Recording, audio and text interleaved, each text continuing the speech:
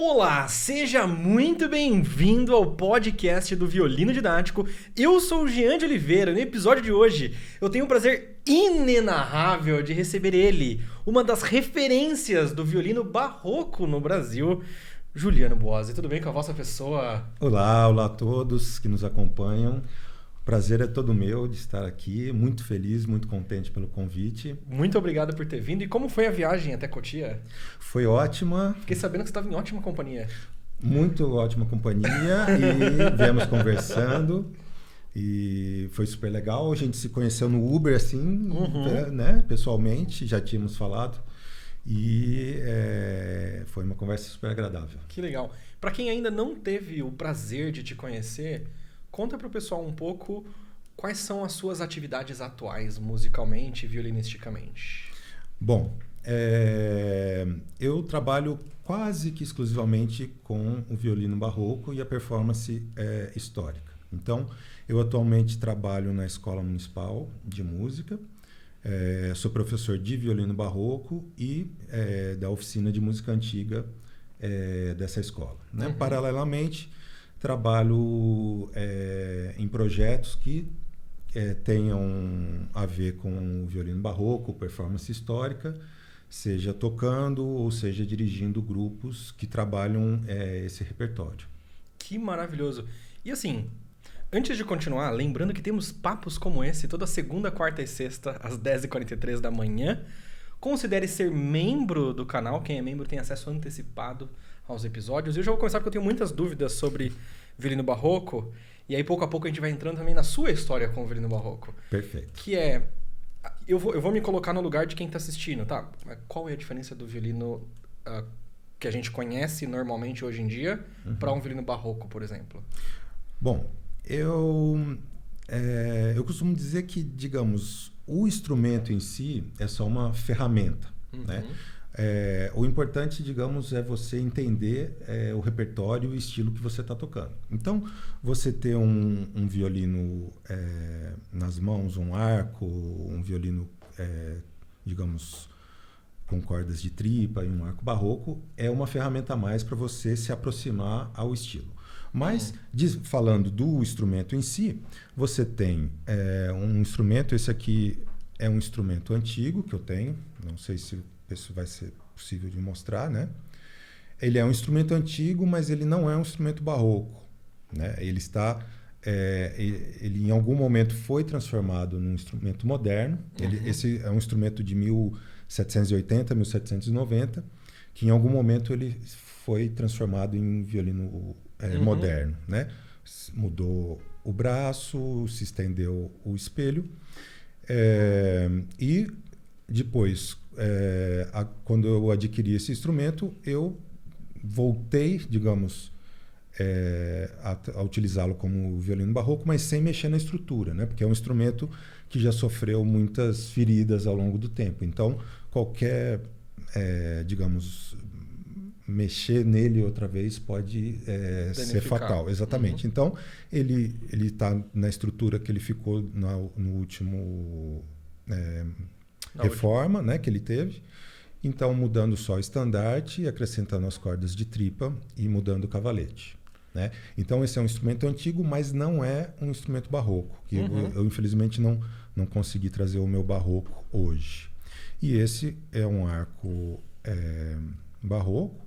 Cara, isso é muito interessante. Né? Um dos tipos de arco, que a gente tem uma série de arcos que evoluem até o arco... modelo que a gente tem hoje. Exatamente. Esse é digamos que é um modelo standard do século XVIII, onde você tem... Isso. Esse aqui que é mais normal.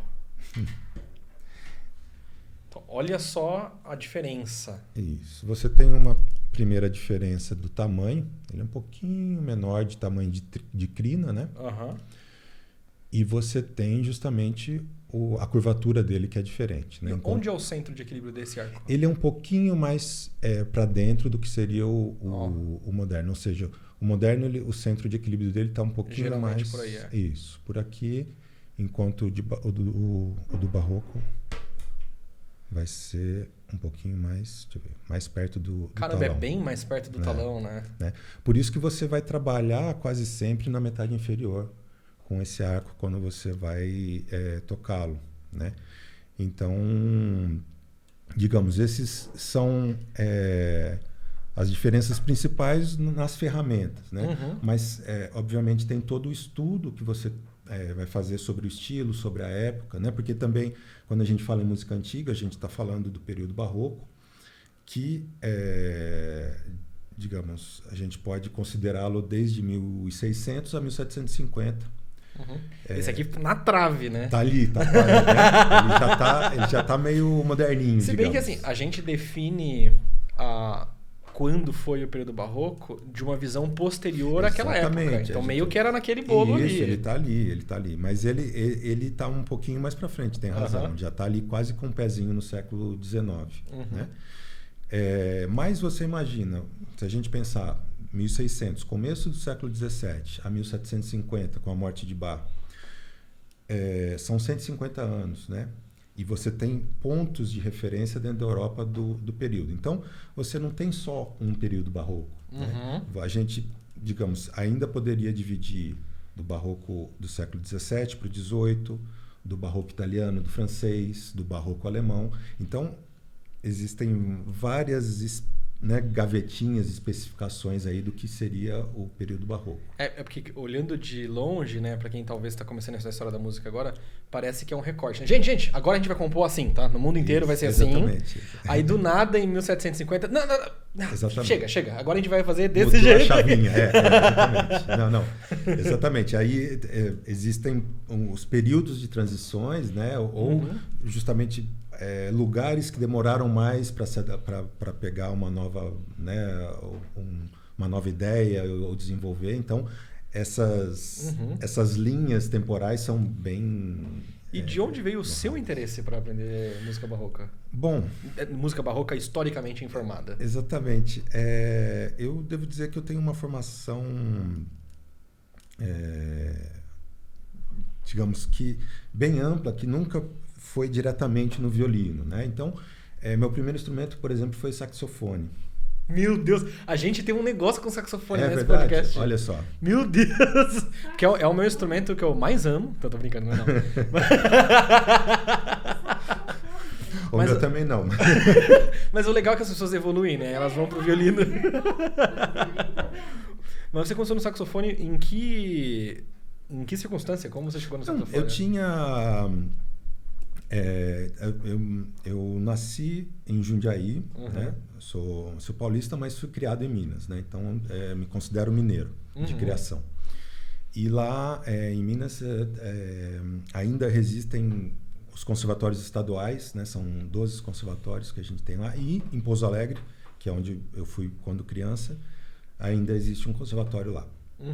E não sei por que comecei a estudar o saxofone. Mas você foi direto no conservatório da saxofone? Sim. Não, mas o que aconteceu pra você chegar no conservatório? Pois é. Ele chegou lá e olha só que interessante. Eu estudei, eu acho que uns 6 meses ou um ano de saxofone e o conservatório pegou fogo. E foi destruído. Era um prédio enorme, né? Com pisos de madeira, que em 87 pegou fogo e foi totalmente destruído. Caramba! E foi reinaugurado depois em 94 e nesse meio tempo eu fiquei, eu acho que um ano parado e as atividades do conservatório foram para uma outra sede enquanto estava reformando e eu não tinha um instrumento, eu não tinha um saxofone. E aí tinha um violino da minha irmã que ela também tinha começado a estudar e não continuou. E eu falei, bom, eu acho que eu vou nesse instrumento, já que eu tenho, porque eu precisava ir para o conservatório estudar, porque eu não tinha instrumento. E o violino eu já tinha em casa, exatamente. E aí, então, digamos, quando eu voltei depois dessa pausa, depois que o conservatório pegou fogo, eu voltei no violino. E fazer música, quantos anos você tinha mais ou menos? Eu tinha de 10 para 11 anos quando eu comecei. Mas era uma coisa mais no sentido, nossa, eu quero fazer música ou quero fazer alguma coisa diferente? Eu tenho, olha, a minha família, ela vem de uma família protestante, né? Então eu tive uma infância ligada A igreja onde eu via as orquestras tocando. Isso é uma coisa de igrejas, independente da denominação, mas especialmente as protestantes, pentecostais, neopentecostais, etc. Que música é muito forte, né? Exatamente. Então, as crianças estão sendo influenciadas desde o primeiro momento a ver os adultos tocando, as outras crianças tocando. Exatamente. E isso, né, faz uma diferença enorme, né? Influencia muito. Exatamente. Então, de alguma maneira, sempre fui muito ligado no canto, nos instrumentos e tudo isso, né? E, de certa forma, a música que você faz hoje tá ligada também ao nascimento do que hoje é a igreja protestante, de Exatamente, totalmente. Né? Se a gente falar de Bach, né, que é, digamos, o expoente maior do barroco, exatamente. Você está falando de protestantismo, né, de Martinho Lutero e tudo isso. Exatamente. Cara, é doido como as coisas são cíclicas, né? A história é cíclica. Exatamente. E aí você começou a fazer violino. E não era violino barroco, imagina. Exato. Violino normal, digamos que esse é o normal. E eu fiquei estudando um pouco lá na minha cidade, até que quando eu entrei no ensino médio, comecei a vir para São Paulo para ter aulas. Entrei na escola municipal, onde hoje eu dou aula, e comecei a estudar ainda com a professora Cecília Guida. Fiz, acho que 2 anos, até que eu entrei na faculdade. E aí, como era em Campinas, eu não consegui conciliar as duas coisas. E aí entrei na faculdade, na Unicamp, fazendo o curso de regência. Uau! Eu achei... pois é. Tá, então você teve um contato com o saxofone. Aí Deus o libertou. Exatamente. Aí a Divina Providência levou pro violino. Amém. Do violino, esse estudo dos 11, 12 até o ensino médio foi um estudo do que a gente chama de estudo sério ou um estudo ok, normal? Não, digamos que quando eu entrei na escola municipal foi um estudo mais sério, né? Minha professora Cecília Guida, com o chicotinho dela, foi lá.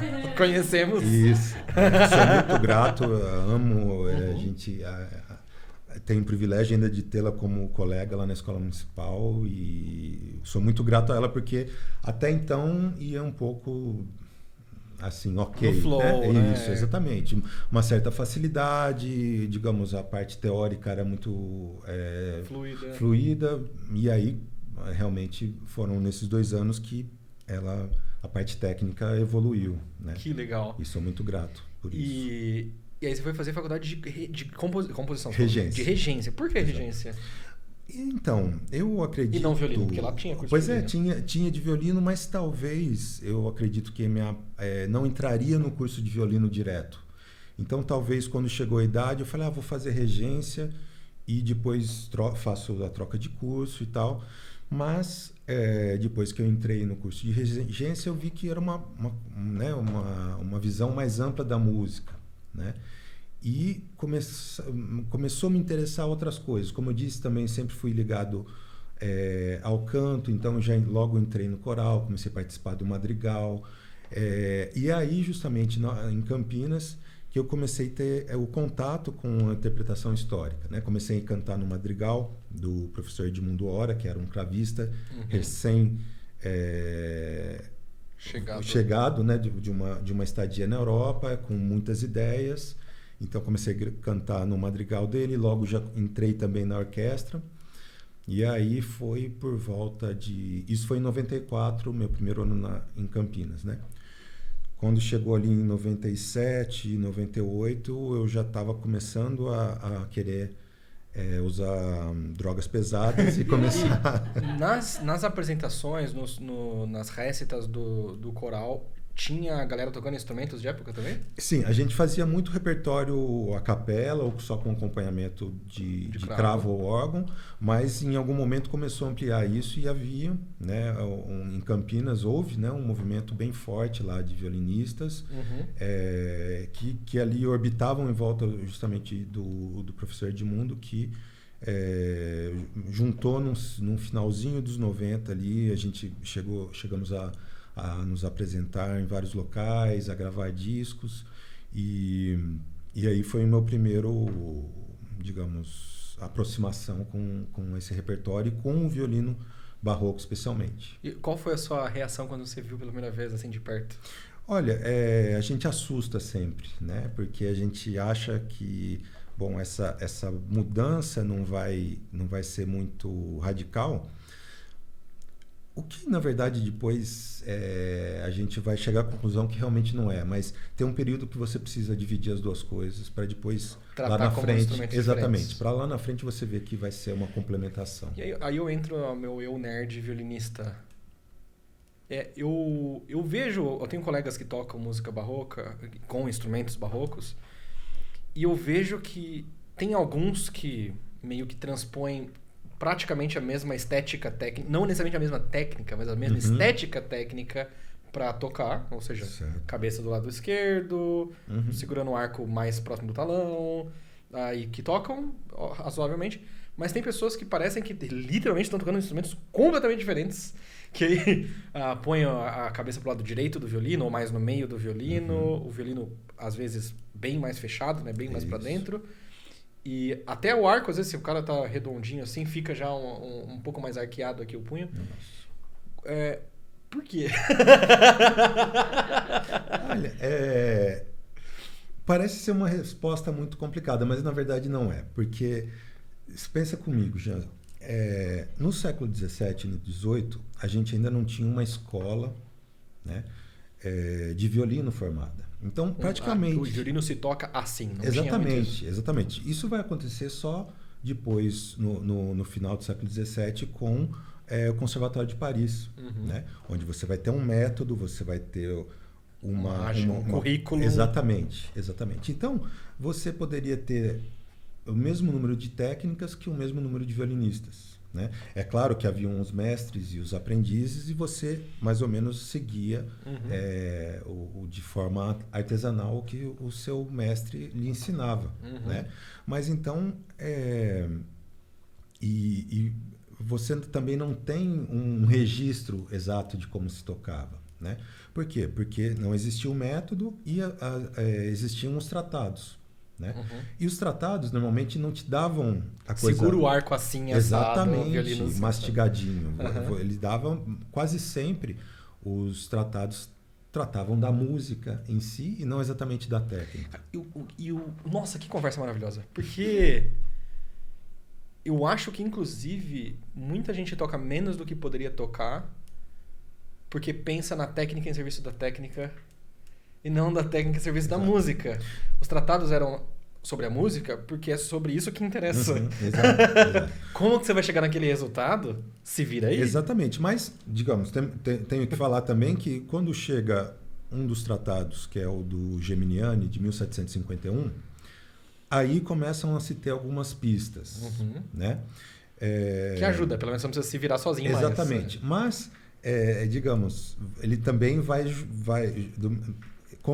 da mesma maneira que ele dá algumas pistas, ele também provoca certos questionamentos e propõe problemas, né? E o Geminiani dizia que o violino deveria ser segurado sobre o polegar e sem sustentar o violino na cabeça, com o queixo, né? Então, nós temos, digamos, se a gente poderia dividir em duas grandes escolas da interpretação histórica no violino, seria o Tinoff, que seria o sem o queixo, e o Tinon, onde você o apoia, né?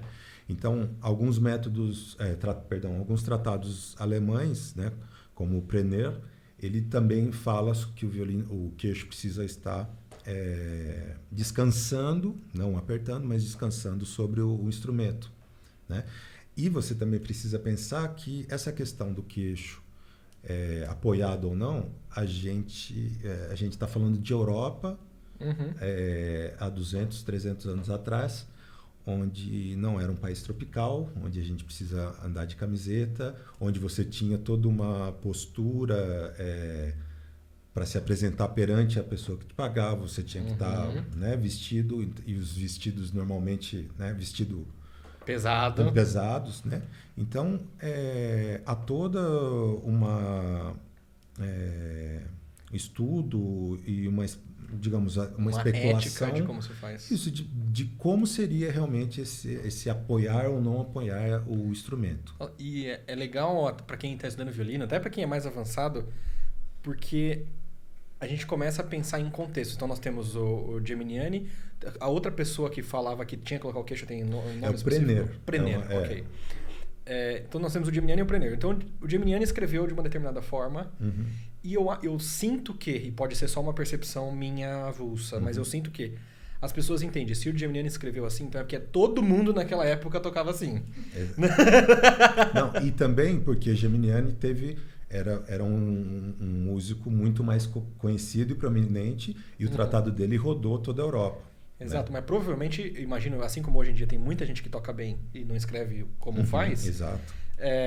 Na época dele tinha muita gente que tocava bem de jeitos diferentes. Exatamente. Só que quem escreveu foi ele e o outro cara. Exatamente. Então você pode, voltando ao começo da pergunta, existia o mesmo número de técnicas, quase tanto o mesmo número de instrumentistas, né? Cada um digamos... entendi exatamente o que você quis dizer com Isso, essa frase. Porque, digamos, hoje em dia também, quando você vai pegar um aluno, você tem que pensar no corpo que ele tem, no tamanho do pescoço, né, no ombro. Então, assim, os ajustes da espaleira, da queixeira, você vai pôr mais afastada, mais alta, mais baixa. Então, acredito que também, na época, cada um se procurava com o corpo exatamente. que tinha. Você tinha que procurar a sua maneira onde você ia ficar mais confortável. Eu mesmo ainda me considero dentro de uma busca de uma posição Acho que mais essa busca confortável. para todo mundo de moderno, barroco é infinita, né? Exatamente. Ela vai durar enquanto você estiver vivo. Exatamente, né? Uma vez eu escutei um violinista falando isso e foi a primeira vez que eu parei para pensar que às vezes você achou a posição perfeita. Vou usar o exemplo da espaleira. Você achou a posição perfeita da espaleira e o seu ângulo perfeito. E aí daqui 2 semanas não encaixa mais. Exatamente. E aí você fica se perguntando, meu Deus, mas por quê? Por quê?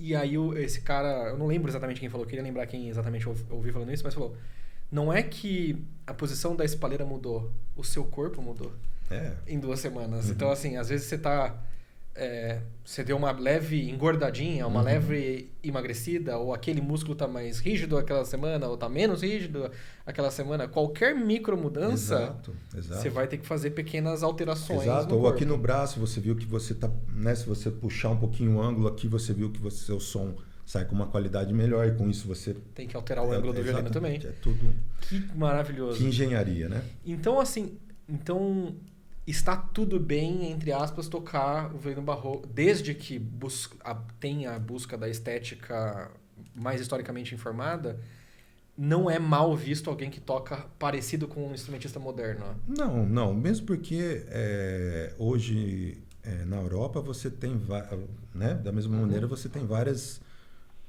pontos de estudo, né, centros de estudo, onde você tem vários professores que tocam muito diferente, né?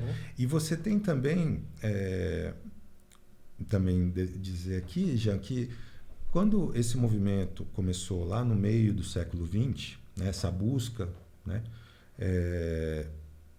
por uma aproximação da maneira como se tocava na época, né? Eu digo aproximação porque a gente nunca vai saber exatamente como os grandes mestres tocavam, porque não sobrou registros. E se a gente for procurar os registros que tem, por exemplo, em cartas do Mozart escrevendo para o pai, você vai ver que tocar como os músicos tocavam na época não é exatamente o que a gente quer, porque o Mozart só desce o pau. Exatamente. Nossa, pesquisem depois no Google, onde vocês quiserem, as cartas que o Mozart escrevia pro pai dele reclamando das orquestras. O Bach também, né, que chegou até agredir um trompetista porque não tocava como ele queria, né? Então, e reclamando também. Então, imagina os compositores antigos terem acesso aos músicos de hoje. Que sonho que seria para eles. Pois assim. Mas será que a música seria a mesma também? Não seriam. E nem eles seriam os mesmos compositores. Exato, né? É muito doido isso. Que doido. E para quem quer tocar música historicamente formada, o que você acha que seria o primeiro passo da pessoa? Assim?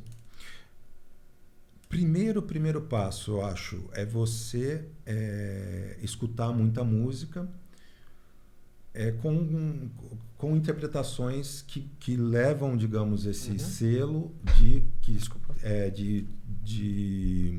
historicamente informado. Esse termo também, historicamente informado, tem muita variação, tem gente que gosta, tem gente que fala de uma maneira ou de outra. Eu vou performance histórica, tem vários termos e nunca tem um consenso de qual que é o melhor. Mas vamos usar esse aqui. Né, qual você prefere? Eu acho que esse, porque é o que saiu naturalmente, né? Historicamente informado. Normalmente, quando eu escuto a galera falando, normalmente falar mais ou menos dessa forma. Porque se você buscar essa sonoridade, né? Se você quer se interessar por isso, você precisa ver esse som, né? Se é um som que te agrada, que você gosta. Então, você pega os grandes hits do barroco, por exemplo, né? Você vai escutar uma gravação com uma orquestra moderna ou com um solista moderno, e depois vai escutar uma gravação com um instrumentista e uma orquestra barroca. E se a pessoa tem ouvido absoluto? Isso vai ser um problema. Ele vai ter que transpor... Na cabeça, né? Pois é, exatamente. Então, a Primavera de Vivaldi em Mi maior vai ficar em Mi bemol. Então, eu tenho um ouvido que eu chamo de absoluto condicionado. Então, ele é um ouvido absoluto para a tessitura do violino. Certo. E a primeira vez que eu não tinha nenhum contato com música historicamente informada, e aí eu tive a brilhante ideia de ir para o festival de Juiz de Fora, em 2009 ou 10. E aí eu fui pro festival e teve um concerto de música antiga. O festival é um festival de música antiga, né, no nome. E fui pra essa coisa e eu tive que ir embora porque eu estava passando mal. Provavelmente eu estava tocando nesse concerto. Se foi o concerto de abertura, normalmente a gente tocava. A gente fez. Será que você estava tocando, cara? Que da hora. Por 15 anos a gente gravou lá com o grande mestre, né, o Luiz Otávio. Fizemos a gente chegava uma semana antes do festival começar e gravamos 15 edições Então talvez você estava lá também. Eu acho que o primeiro ano que eu fui pra Juiz de Fora foi em 2007. Caramba, que legal. De 2002 a 2015 a gente com certeza lá. então você estava lá. Com certeza. Porque eu lembro que eu tive que sair porque eu estava fisicamente passando mal. Sim.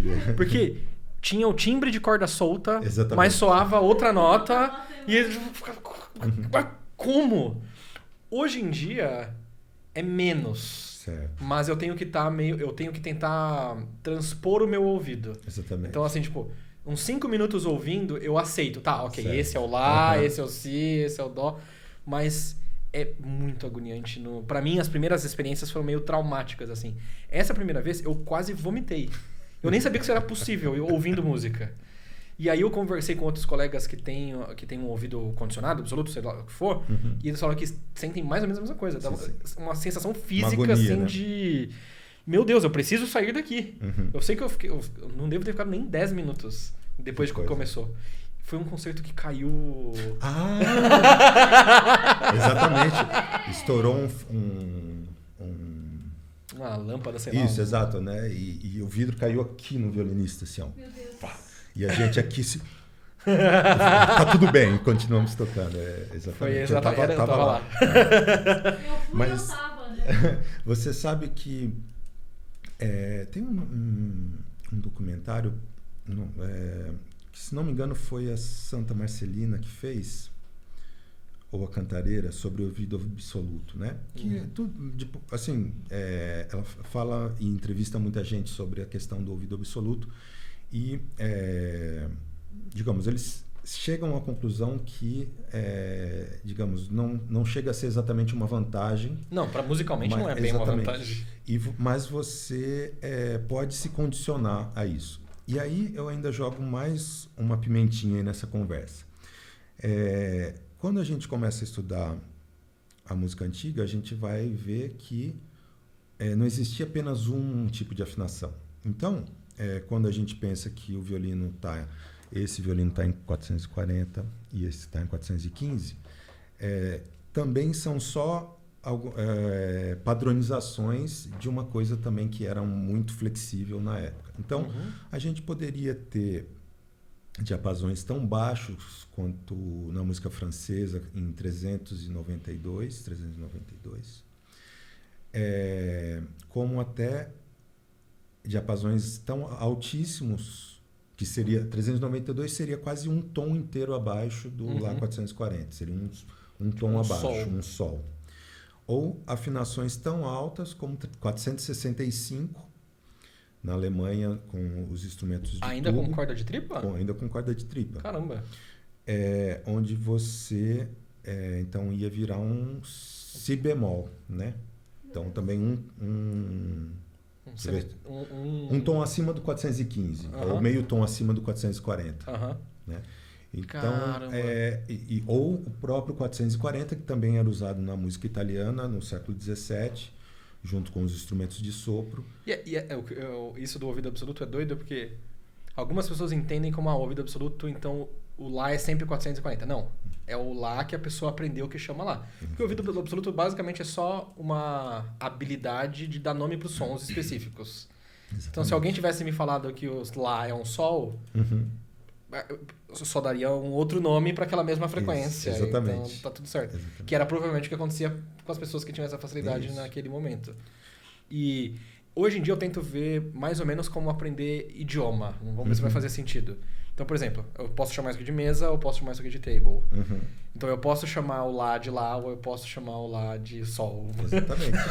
Por exemplo, só que você tem que... É um processo de alguns minutos para você virar a chave do idioma. Exatamente. Ok, agora todas as notas desceram um pouquinho. Mas a coisa do timbre me quebra um pouco, porque... Eu não sei se isso é... Eu acho que para quem toca violino há bastante tempo mas... Dá pra você escutar que dedo tá tocando a corda também. Também. Um si bemol na terceira posição tem você aquela sabe, cor, exatamente, né? que é um terceiro dedo que tá tocando aquilo. Exato.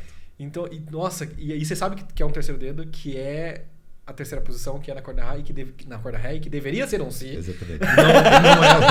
Não tá vindo aquela frequência, né? Cara, exato. Que doido. Mas aí, olha que legal.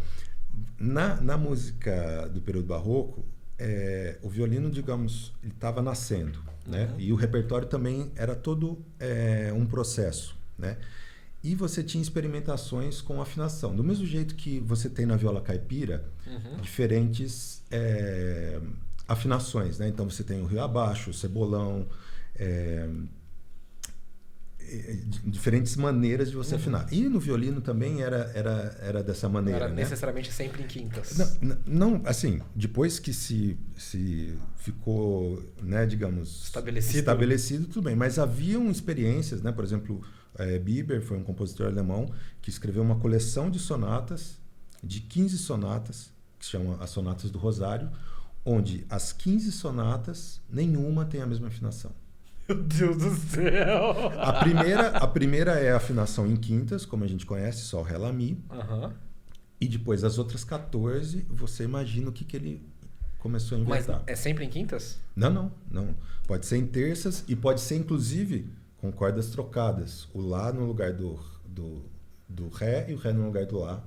Cruzando as cordas antes do cavalete aqui. E depois da pestana. As 15 sonatas representando os 15 passos do Rosário, né? E depois, por último... O que são os passos do Rosário? Eu não sei explicar muito bem, que eu também não sou católico, mas são, digamos, os 15... Quando você entra numa igreja católica, você vê os 15 quadros onde tá mostrando todo o passo de Cristo, né? Desde o momento onde ele é preso até a sua ressurreição, né? Crucificação e ressurreição. E isso, dentro da igreja, são divididos, se não me engano, em 3 mistérios, cada mistério com 5 passos. Então, cada uma dessas sonatas representava quando Jesus foi preso, Jesus carregando a cruz. Que legal, que interessante. É muito, muito interessante. E aí, agora, uma outra coisa nerdice. Quando você está tocando um repertório desse, por exemplo, eu sempre falo para os meus alunos que tem 3 jeitos mais comuns. Eu, pelo menos, só consigo pensar em 3 jeitos de você pensar na execução técnica da música. Tem pensar em nota, que é geralmente o que quem tem ouvido absoluto faz. Você pensa qual é a nota e aí você vai na onde é aquela nota. Certo. Você tem pensar o dedilhado, que é mais livre do que pensar em nota. Então você decora o dedilhado daquela passagem. Exato. Nenhum dos dois são os meus favoritos. O meu favorito é pensar no som. E aí você, depois de pensar no som, vai decidir com que dedo, onde vai ser isso. Quando você toca um instrumento que está afinado de um jeito, como você pensa? Eu acredito que é da segunda maneira, sobre o dedilhado. Porque essa sonata, se você olhar o manuscrito, antes dela você tem o que a gente chama de escordatura, como você deve afinar o violino. E aí, ela está escrita como se você estivesse tocando um instrumento em quintas. Então você está... Uma coisa a menos. Isso, você está apertando um sol na corda Mi com o dedo 2, mas está soando sei lá o quê, dependendo da escordatura que ela tiver. Então, é doido porque o instrumento soa diferente, porque ele vai estar vibrando diferente. Os harmônicos vão estar em lugares diferentes. Exatamente. Mas é interessantíssimo porque eles vão otimizar a tonalidade da música que você está tocando. Nossa, isso para expansão da técnica e da compreensão de como o instrumento funciona é maravilhoso. É maravilhoso. Você imagina 15 maneiras de afinar, digamos, uma que a gente já conhece, ou 14 maneiras de afinar o violino diferente. É para bugar realmente. É um repertório standard? Tipo, quem toca barroco normalmente toca essas 15 peças? Sim. Ou pelo menos passa por elas. Eu pelo menos no programa que eu tento fazer lá na escola municipal, os alunos pelo menos uma vez têm que tocar uma sonata em escordatura. Pelo menos uma das 15. Exatamente. Diferente da afinação das Exatamente. E aí a gente sugere que seja uma escordatura que não seja tão doida, porque justamente a gente, estando em um país tropical, as cordas sofrem demais, não é digamos, um clima temperado como na Europa, e nem, né, a gente tem muita umidade e muito calor. É a pior combinação para as cordas de tripa. Então a gente perde muito fácil. Elas ficam mais moles do que deveriam ficar. Exatamente. E aí tem muita transpiração que pode ser mais ácida ou menos ácida. Deixa a corda menos durável. Exatamente. E aí você tem a corda Mi que pode durar dias ou horas. Dias ou horas. Dependendo da qualidade da corda. Semanas nunca. Semana sim. Não, depois, quando você consegue encontrar... Porque, claro, você compra a corda de tripa por espessura. Né? Então, dentro da corda Mi, você tem um range de espessuras que você pode ter uma tensão maior, uma tensão menor. Né? E aí, obviamente, o seu violino vai responder melhor com uma ou com outra espessura. Quando você encontra, digamos, um set de espessuras que vão funcionar bem para o seu instrumento, você fica com elas. E a corda Mi, a gente pensa muito na durabilidade, mas também na qualidade do som. Então a gente tenta ter um compromisso de uma durabilidade média e com uma qualidade boa. Que legal. Então o seu contato inicial, voltando para a sua história e saindo da minha nerdice de violino, tá bom. O seu contato foi com o madrigal, mas daí de ter o contato e começar a estudar não é necessariamente instantâneo. Não é. Então, eu entrei nessa orquestra, que era o Coro e Orquestra Harmônico Tributo, e comecei a tocar o violino. Eu não tinha um instrumento, tocava o violino que eu tinha, porque nessa mesma época eu trabalhava numa orquestra sinfônica, né? Eu fazia faculdade, tocava na Orquestra Sinfônica de Campinas e estava fazendo essas experiências com o barroco. Então eu tinha só um instrumento e tocava o instrumento que eu tinha, me emprestaram um arco e eu tocava com a corda de aço mesmo, né? Afinado mais baixo. Afinado mais baixo, então eu ficava naquela sobe e desce. Até que em 98 teve o primeiro festival. Então, calma, desculpa te interromper. Viu a galera tocando violino, você foi se inscrever numa orquestra de música barroca? Não. Digamos, a orquestra que eu tocava era uma orquestra sinfônica de Campinas normal. Você viu no madrigal, certo? Alguém tocando junto. Isso. E aí você foi tocar nessa mesma orquestra que foi tocar junto com o madrigal? Ou não? Isso. Ok. Porque eu já cantava no madrigal, né? E aí chegou uma orquestra que estava acompanhando esse madrigal, e aí o professor falou: você não quer... Você sabia que eu também tocava violino? Toca aí junto com a gente. Nossa, então foi meio instantâneo. Foi. Na verdade, me jogaram na fogueira. Mesmo porque na época era difícil ter encontrar pessoas que se interessavam, que tinham instrumento e tudo isso. Está falando na década de 90, né? Hoje é mais comum as pessoas se interessarem, mas também não é... Você acha que é bastante comum? Não, ainda não é como a gente gostaria que fosse. Você tem... Numa escola tipo municipal, EMESP da vida, quantas pessoas geralmente tem por ano fazendo violino barroco? Eu acho que está girando... Tava com 6 alunos lá na municipal. Na EMESP também eu acho que deve estar uns 8, 10 alunos. Comparado à classe de violinos, sim. né? E o número de professores, né? É sempre um. Né? Também tem Tatuí, que também... Em Tatuí não saberia dizer quantos alunos a gente tem lá. Gente, violino barroco. Exatamente. Tem pelo menos 3 lugares para estudar aí. EMESP, Municipal e Conservatório de Tatuí. Tirando particular, que deve ter uma galera que exatamente. Que são os mesmos que estão... que são os mesmos 3 professores que estão nesses lugares. Então você foi tocar nessa orquestra com violino normal, te emprestaram um arco barroco, e aí esse bichinho te picou. Exatamente. Me picou já no coral, né? Quando eu já estava no coral, começando a cantar motetos de Bach, cantatas e tudo isso. E é engraçado que é muito do que você disse, né? É uma coisa meio cíclica, né? Não deixou de vir de uma tradição da música protestante, luterana, continuou de uma certa maneira, não pelo lado da religião, mas sim pelo lado da música, né? E isso pegou muito forte. Até que, então...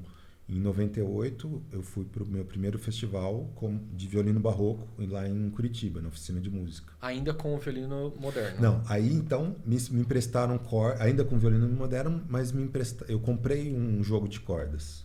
O doido é que a gente fala violino moderno, mas o violino moderno já tem uns 200 anos. Pois o que é o moderno, né? Por exemplo, você pode pegar um Guarneri, por exemplo, que o professor Cláudio Cruz toca. Né, que é esse violino...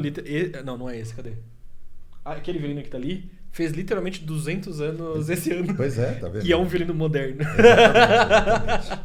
Isso também é interessante, né, da gente ver que o violino, depois que você estabeleceu o seu formato, sua história, né, ele já tem aí quase 400 anos, né, Nossa, de história. Esse violino vai fazer 300 anos esse século. 250 quase. Então, vai fazer 300 anos em 2053. Exatamente. Caramba! Provavelmente todos nós estaremos vivos. Espero que sim. E tocando nele ainda. E tocando, exatamente. Fazer o aniversário para ver, gente. 300 anos. Cara, desculpa, devaneios didáticos.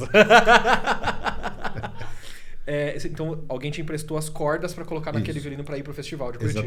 Exatamente. E apanhei muito, como todo mundo apanha no momento que você faz esse câmbio das cordas. O arco eu já era um pouco mais familiarizado, mas as cordas tem uma grande diferença. Quais são as diferenças, assim? Eu acho que é a maneira que você entra na corda no instrumento. Como do violino para viola, por exemplo. Porque você tem uma corda muito de um material diferente do aço, não é um metal, é uma corda, digamos, orgânica, né, que é feito de tripa animal, onde para você buscar um ponto otimizado de pra tirar emissão, o melhor som. Exatamente, você precisa entrar muito mais na corda, você precisa ter mais profundidade no som. Sério? A minha intuição seria do que seria o contrário. Não, aí ela apita, começa a apitar. Então, a corda de tripa é muito temperamental nesse sentido, né? Então, quase todo dia, a hora que você vai pegar um instrumento, você precisa ver... Mas faz mais sentido entrar mais na corda, porque a corda é mais grossa, você precisa de mais contato para puxar ela e fazer ela vibrar. Exatamente. Assim como o contrabaixo, a viola, etc. Isso aí. Caramba. E aí, Mas você percebeu isso na hora que você trocou já para ir pro festival? Exatamente, no festival. Assim, era meio doido, né? Então, sei lá, durante a viagem estava trocando lá, ou no dia anterior. E aí, claro, as cordas de tripas, elas demoram mais para se estabilizar, ou quase nunca estabilizam. A gente passa a vida afinando o instrumento. E outra tentando tocar afinado. Exatamente. Vida que segue. Desse jeito. Eu escutei essa piada de um violonista, na verdade. Você pode colocar ela na viola caipira, serve para todas. Assim. Você passa metade da vida afinando e outra metade tocando desafinado. Exatamente. E antes do Festival de Curitiba, as suas aulas de violino pelo que eu entendi, eram na Escola Municipal de Música. Isso. Nessa época eu já tinha parado para fazer a graduação. Isso. Mas estava sem aulas de violino? Eu fazia algumas aulas como segundo instrumento, porque o meu curso era de regência, mas... tipo um minor... Isso, fazia umas aulas com um professor que também tinha lá, o Esdras, que foi depois meu orientador no mestrado. Mas aí aulas de violino moderna? Sim, aí como ele sabia que eu estava me interessando, era uma coisa um pouco direcionada, digamos assim. Que interessante. Mas não tinha um professor ainda específico de violino barroco, por exemplo? Não, regular não. Que interessante. E como foi... E lá em Curitiba já era alguém de música barroca? Isso, e aí foi lá que eu conheci meu professor, que depois veio a ser meu professor quando eu fui estudar fora, que foi o violinista Manfredo Kremer, né? Era um argentino que mora há muitos anos na Europa. Foi lá que eu conheci, fazendo vários festivais. Ele foi, acho que 4 ou 5 anos seguidos para essa oficina de Curitiba, e eu fui... todo ano lá atrás dele, até que quando ele parou de ir para lá, foi quando abriu o curso em Barcelona, onde ele começou a ensinar uma escola que tinha sido recém-aberta. E aí foi o momento onde eu estava pensando na vida e resolvi ir para lá, deixar tudo e ir para lá estudar. E como houve algum choque de como você estava tocando violino barroco e chegar lá e fazer aula com alguém que é do violino barroco? Mais do que um choque, era digamos, uma fome de informação, né? A gente via uma pessoa tocando que estava bem informada, que tinha um instrumento em perfeitas condições de uso, então você via que a maneira de tocar era diferente e que aquela pessoa te podia passar muita informação. Então você colava nele e tentava ter o máximo de informação. Lembrando que, né, na década de 90... Não tinha Google. Não tinha Google, não tinha YouTube, não tinha IMSLP, não tinha nada disso. Então, você precisava, no momento onde você estava lá, tirar o máximo de informação possível. Então, obviamente, você sentia um desconforto tocando, mas, ao mesmo tempo, você queria estar ali o máximo para tentar recolher informação. E aí, então, 5 anos... fazendo o festival para ir atrás desse professor. Entre 98 e 99, 2000 ele não veio, 2001 e 2002. Aí 2000 você não foi também? Não, eu fui, mas daí foi okay. uma outra professora, uma inglesa que legal. Que e então você terminou a faculdade de regência? Terminei a faculdade de regência em 2001. E aí foi segui-lo. Era um curso livre? Era um mestrado, uma outra graduação? Era uma outra graduação. Daí eu terminei o curso de regência em meio de 2001 e depois no meio de 2000 fiquei um ano ali me preparando e depois no meio de 2002 fui para Barcelona. Lembrando que em 2002 eu tentei ir para a Europa para fazer prova em um conservatório na Suíça e infelizmente não passei. E aí voltei, continuei estudando e aí em 2002 tentei de novo e aí consegui entrar nesse conservatório de Barcelona. E como é uma preparação para entrar num conservatório tocando um instrumento barroco? Eu imagino que a lógica seja mais ou menos a mesma do violino, mas qual é o programa? Porque violino, por exemplo, basicamente, falando das principais instituições, tem que tocar primeiro movimento com cadência de um concerto de Mozart, 3, 4, 5... primeiro movimento de concerto romântico dos 5 grandes com cadência, se tiver cadência. 1 capricho de Paganini, 2 movimentos contrastantes de Bach.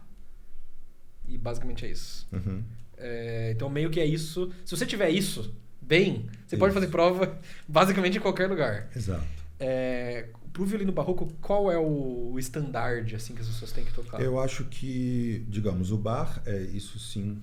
mantém, né? 2 movimentos contrastantes. Exato. E aí você vai entrar com Corelli, que isso sim, o Opus 5 de Corelli, também 2 movimentos contrastantes, o movimento lento ornamentado e o movimento rápido em forma de contraponto, que não é nada fácil também.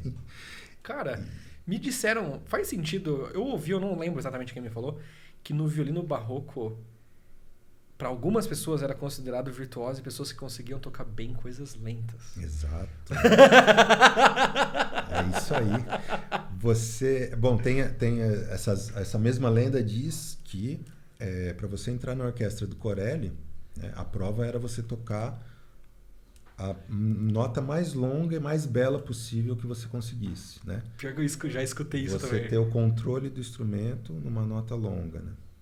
E digamos que ela tem um som bonito, que ela tem um shape, né? Legal. Isso se dá bom, no violino moderno também é difícil sustentar uma nota bonita por muito tempo. Sim.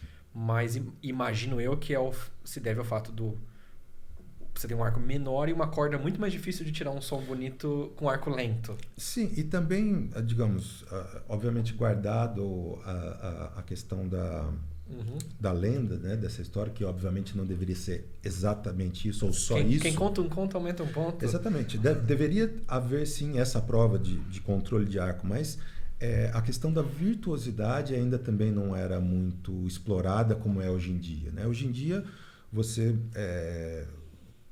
cada pessoa que quer tocar o bar precisa tocar mais rápido, né?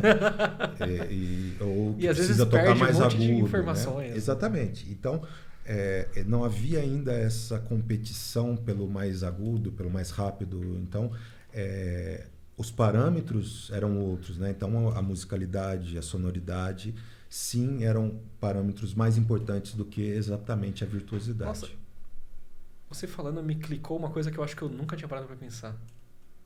Eu absolutamente nunca tinha parado para pensar nisso, sobre virtuosidade hoje em dia. Que na hora que você falou mais agudo, mais rápido, sim, isso as pessoas sacam, né? Mais rápido, mais notas ao mesmo tempo. Isso. Mais técnicas dentro do mesmo contexto, diferentes. Exato. E mais agudo. E aí me clicou uma coisa... Eu não sei se faz sentido, e vocês podem colocar nos comentários se faz sentido, eu gostaria de conversar com vocês se faz sentido, que isso é considerado virtuoso hoje porque é o que o cidadão médio entende que parece difícil. Exato. Exatamente. E antigamente era considerado virtuoso tocar bonito.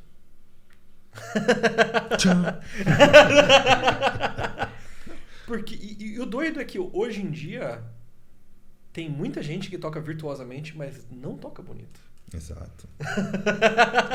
E gente que toca bonito, mas não tá tocando coisas rápidas e muitas técnicas por segundo e agudas. Exato. Exatamente. E que, musicalmente falando, pelo menos pra alguém, um músico treinado, é muito mais...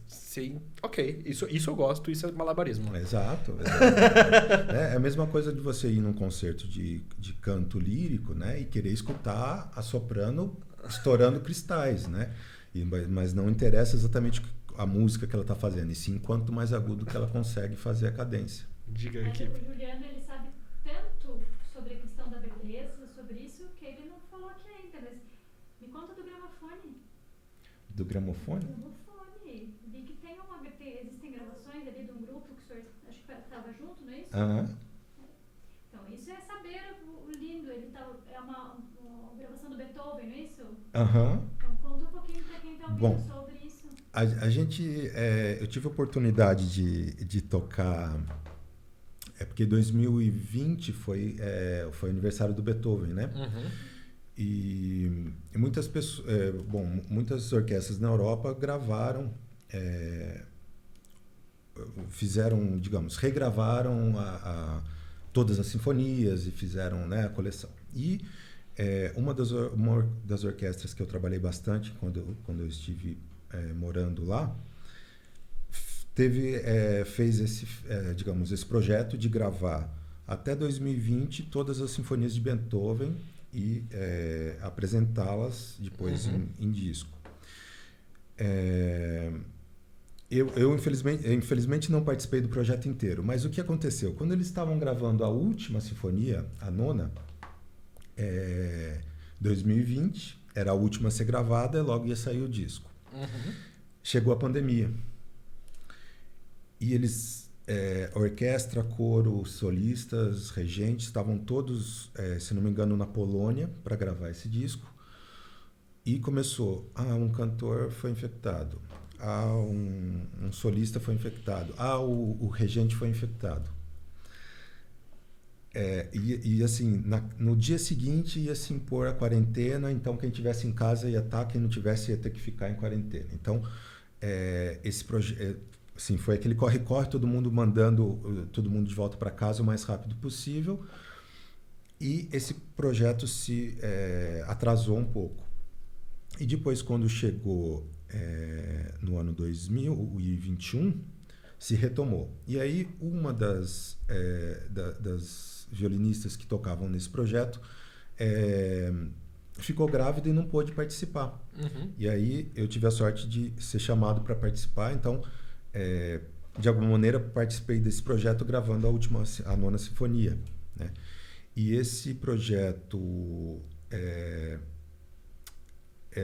essas sinfonias, né, foram premiadas depois pela revista Gramofone, que é uma revista inglesa, como uma das gravações do Beethoven, digamos, não daquele ano em si, mas a gravação ever, assim, né, de todos os tempos. Então, ela está do lado da gravação do Toscanini, do Kleiber, do Hammond.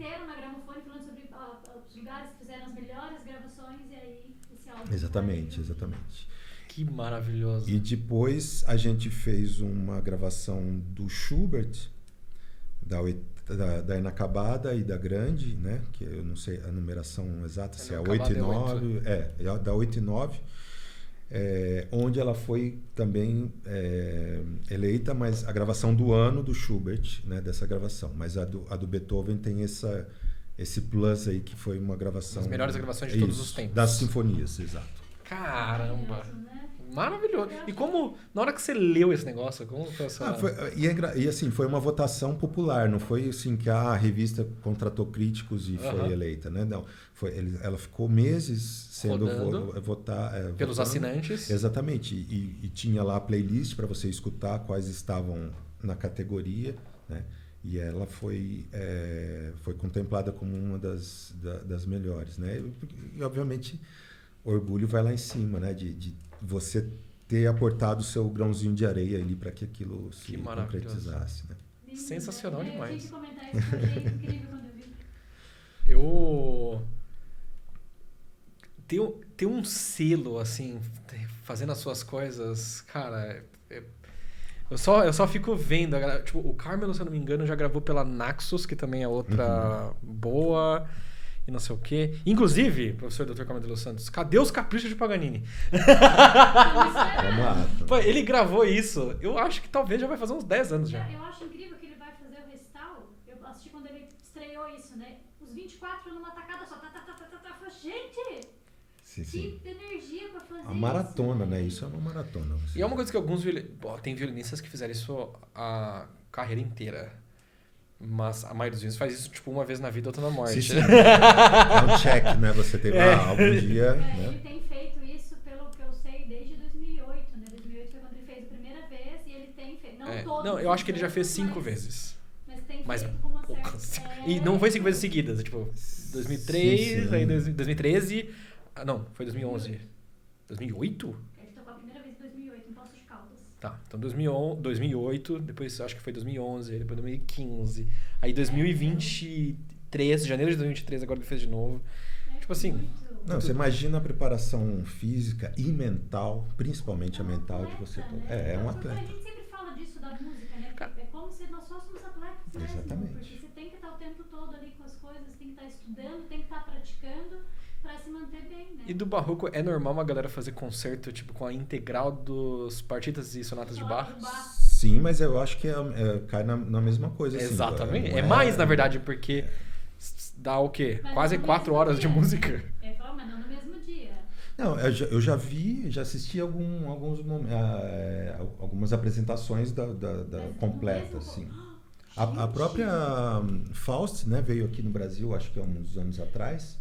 Eu acho que ela cortou. Um dia foi as partitas, outro dia fez as sonatas. Eu acompanhei a Bettina fazendo isso muitos anos atrás, no Espaço Cachoeira, e a professora Bettina fez dividido, né? Numa quinta tal, na outra quinta tal, tipo, dividiu em 2, porque é muito louco. Eu acho, mas pesquisa aí, produção, eu acho que dá, todas as sonatas partitas dá umas 3 horas e meia, 4 horas. É muita música pra fazer numa tacada só, assim.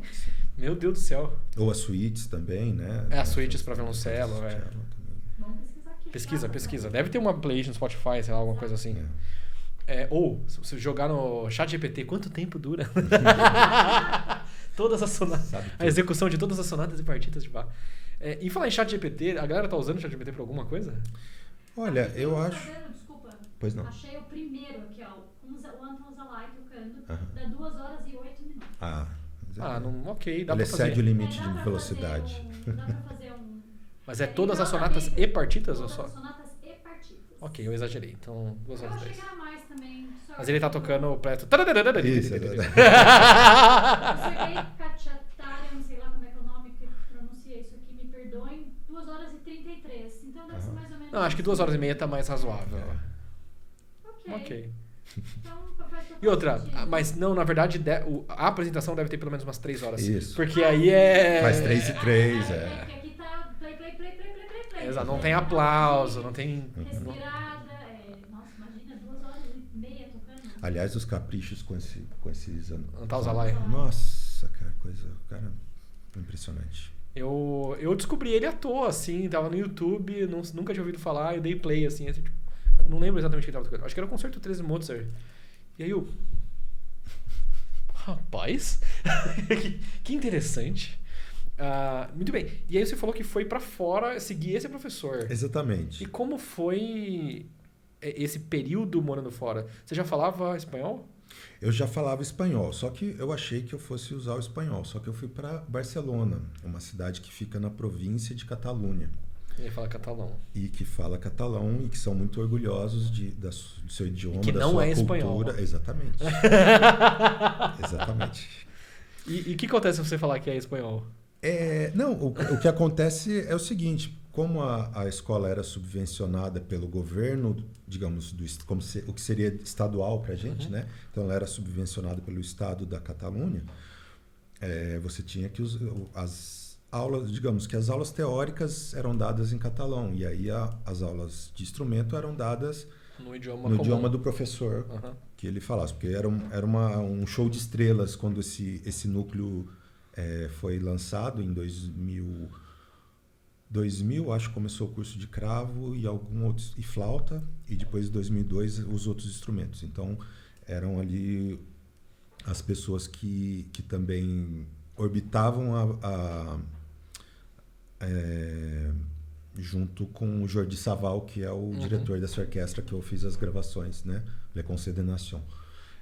Então eram os músicos que trabalhavam com ele que fizeram a prova e foram aprovados para serem professor dessa escola. Então você viam ali os melhores dos melhores em cada instrumento, mas as matérias teóricas, como eu optei fazer uma nova graduação, eu tive que fazer todo o curso. Nossa, então deve ser animal em teoria. Tem que ver tudo 2 vezes. Foi bom. E algumas coisas específicas que já não tinham na grade da regência, mas que havia na grade do violino barroco, né? Tipo ornamentos, algo assim. Exatamente. Improvisação, ornamento, essas coisas. Improvisação. Cara, o que aconteceu? Ficou perdido que ano que ficou perdido? Eu acredito que quanto mais os compositores tentavam deixar a sua composição mais literal, né, mais foi se perdendo a espontaneidade do intérprete, né?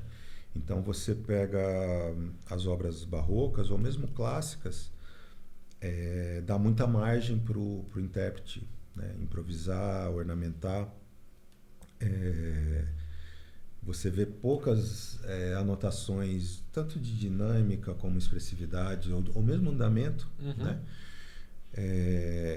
E isso o pré-romantismo, o romantismo, começou a ficar cada vez mais literal. Talvez até mesmo por exceder, os compositores acharem que estavam excedendo na música deles, estava se ornamentando demais e começou, não, você vai ter que tocar o que eu estou escrevendo, porque você viajou demais, né? E aí começou a se aprender um pouco, mas eu acho que daí também apagou a espontaneidade do intérprete. Faz sentido. Ainda assim, por exemplo, tirando cadências que foram escritas pelo compositor, né? A gente por exemplo, quem vai tocar um concerto de Mozart, é que Mozart ainda tinha essa improvisação. Hoje a gente toca, por exemplo, as cadências de 3, 4 violinistas específicos do período romântico que escreveram isso e a gente toca isso.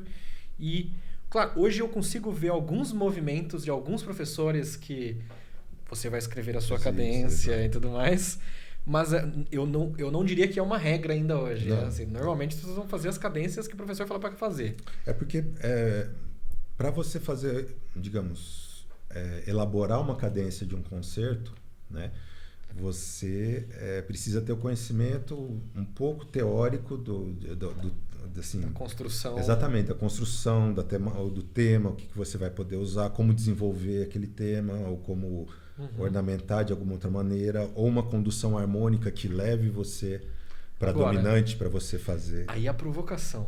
Vamos lá. Se o professor sabe fazer essa construção, por que ele não ensina o aluno? Pois é. Eu na verdade, os últimos semestres do meu curso, eu incentivo o aluno a tentar fazer isso.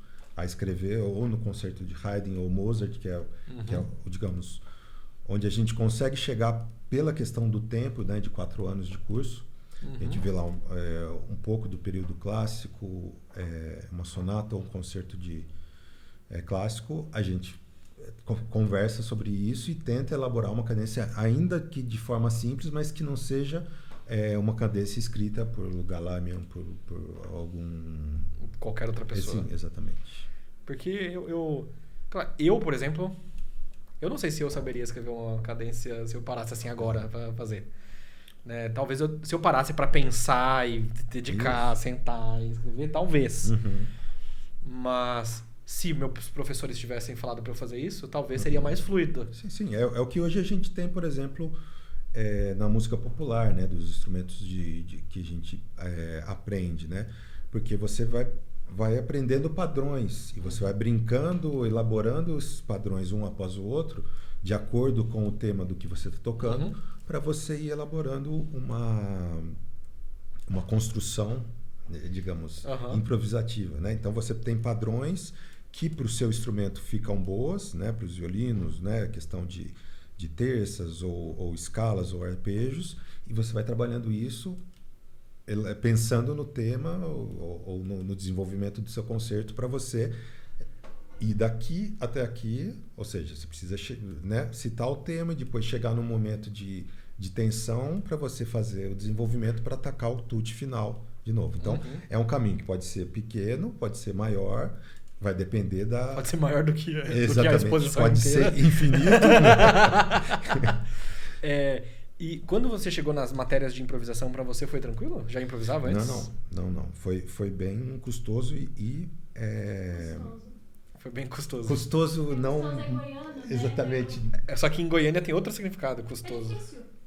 Não, mas é no sentido da pessoa difícil, do comportamento difícil. Pode ser de coisas também, de situações. Situação custosa. Ok. Olha só. Então foi custoso. Bom, no sentido que você precisa vir lá de trás e isso sim os tratados ensinavam, né?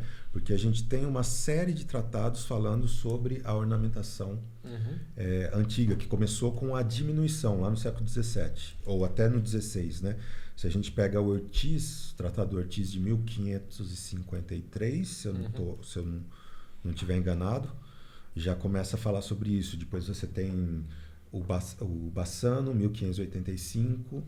Cara, olha as datas, velho. 1585. Né? Então, assim, o Dalla Casa... Bom, agora eu não vou conseguir falar claro. autores e datas perfeitamente aqui, mas você tinha uma série de tratados onde se ensinava a fazer essa diminuição. E o que era?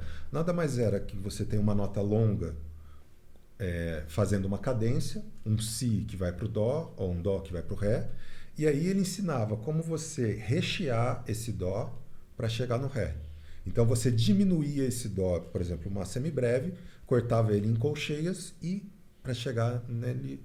Criava algum caminho. Exatamente. Né? Que interessante. Normalmente com um ritmo estável, então picotava ele tudo em colcheias, Então, a semibreve virava 8 colchês que você vinha do dó, ré, dó, si, dó, ré, né? Uhum. Mas daí você também, isso num primeiro momento, e depois você ia alterando os ritmos também, os padrões rítmicos, para ela ficar cada vez mais rica e cada vez mais interessante de se ouvir. Falando assim, já começa a parecer mais palpável escrever coisas. Exatamente. Inclusive escrever cadências. Exatamente. Então isso foi, digamos, era o começo do estudo que a gente fazia. A gente pegava, por exemplo, uma dança onde você tinha um padrão harmônico ostinato, ou seja, que se repetia, um ritmo uma harmonia de folia, né? Que são lá 4 acordes que se repetem para no final resolver. Então você começa, então você tem um compasso harmônico, né? Uma harmonia em cada compasso. Então primeiro você faz uma ornamentação de semínimas, depois você vai de colcheias, depois você vai alterando os ritmos. Então você vai elaborando e sofisticando a sua ornamentação, tendo em vista, né, o estudo harmônico que você vai saber. Então eu tenho que dessa harmonia eu vou para essa, então eu tenho que passar por essas notas e tenho que chegar em tal nota. Que maravilhoso. E nesse período fazendo música barroca, na sua carreira de música, qual foi para você a sua maior vitória pessoal? E não digo, pode ter sido... Às vezes é comum uma vitória pessoal e uma vitória social, que eu acho que são duas coisas diferentes. É tipo, uma vitória social, passei no teste XYZ, então é uma vitória para mim e é uma vitória para as pessoas que vêm. Certo. E tem vitórias pessoais, que eu queria muito ter feito tal coisa para tal pessoa, que é uma coisa que só significa algo para você e não necessariamente significa algo para outras pessoas. E você pode falar, na verdade, das duas. Qual foi que vem na sua cabeça agora a sua maior vitória pessoal e a sua maior vitória pessoal e social? Olha, Jean, eu fiquei quase 10 anos na Europa, né? Estudando e posteriormente trabalhando, né? Depois que eu terminei a escola. E lá eu vivi vários momentos bem marcantes, né? Que né?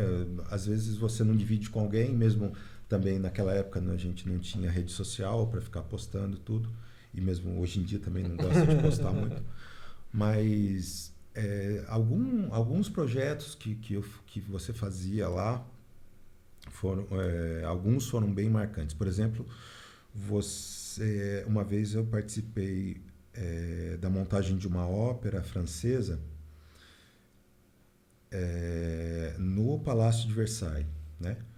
E onde essa ópera tinha sido estreada na sua época, né? Daí você voltar lá e fazer a montagem dessa ópera de novo, dentro do palácio, naquele fosso onde há 300 anos atrás tinha sido encenada aquela mesma ópera, aquilo dá uma coisa. E assim, aí você começa a pensar toda a sua trajetória. Pô, você saiu de um país tropical, onde você podia ter seguido por qualquer outro caminho, mas você quis seguir... digamos, a música clássica, que já não é muito valorizada. Aí você vai para uma especialização que ainda né, a agulha da agulha dentro do palheiro. Então, vários momentos você se sente muito gratificado, né? Nunca economicamente, mas sim muito... Raramente economicamente. Exatamente, mas você... pensa, poxa, né, valeu a pena o esforço, valeu a pena, né, todo o estudo e todo o sacrifício que você tem, né? A arte pela arte, né? Exatamente. Nossa, você falando me lembrou de tocar uma ópera no Palácio de Versalhes, onde ela foi estreada. Me lembrou uma coisa que aconteceu comigo, não foi tão glamourosa quanto. Não, mas para mim foi uma das minhas maiores vitórias pessoais, e não foi nem algo que eu necessariamente fiz, era só... Em 2017, foi a minha primeira viagem para fora. Eu fui fazer um festival nos Estados Unidos com o professor Carmelo de los Santos.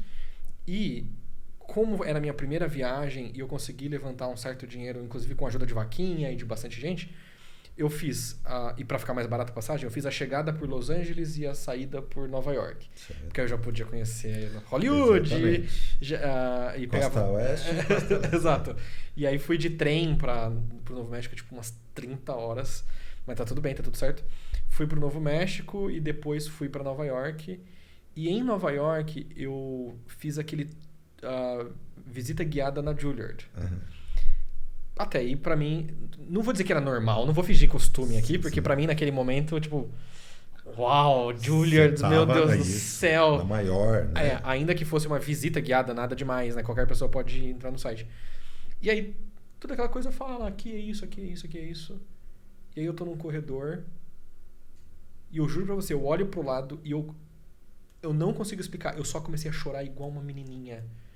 E antes de ver, antes de saber... Menininha também, menininhos também choram, obrigada. Mas é igual uma menininha, menininho, homem, mulher, vovô, vovó.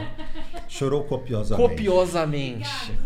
Eu chorei muito, mas eu comecei a chorar antes de ver o que eu estava olhando. Você vai entender o que eu estava olhando.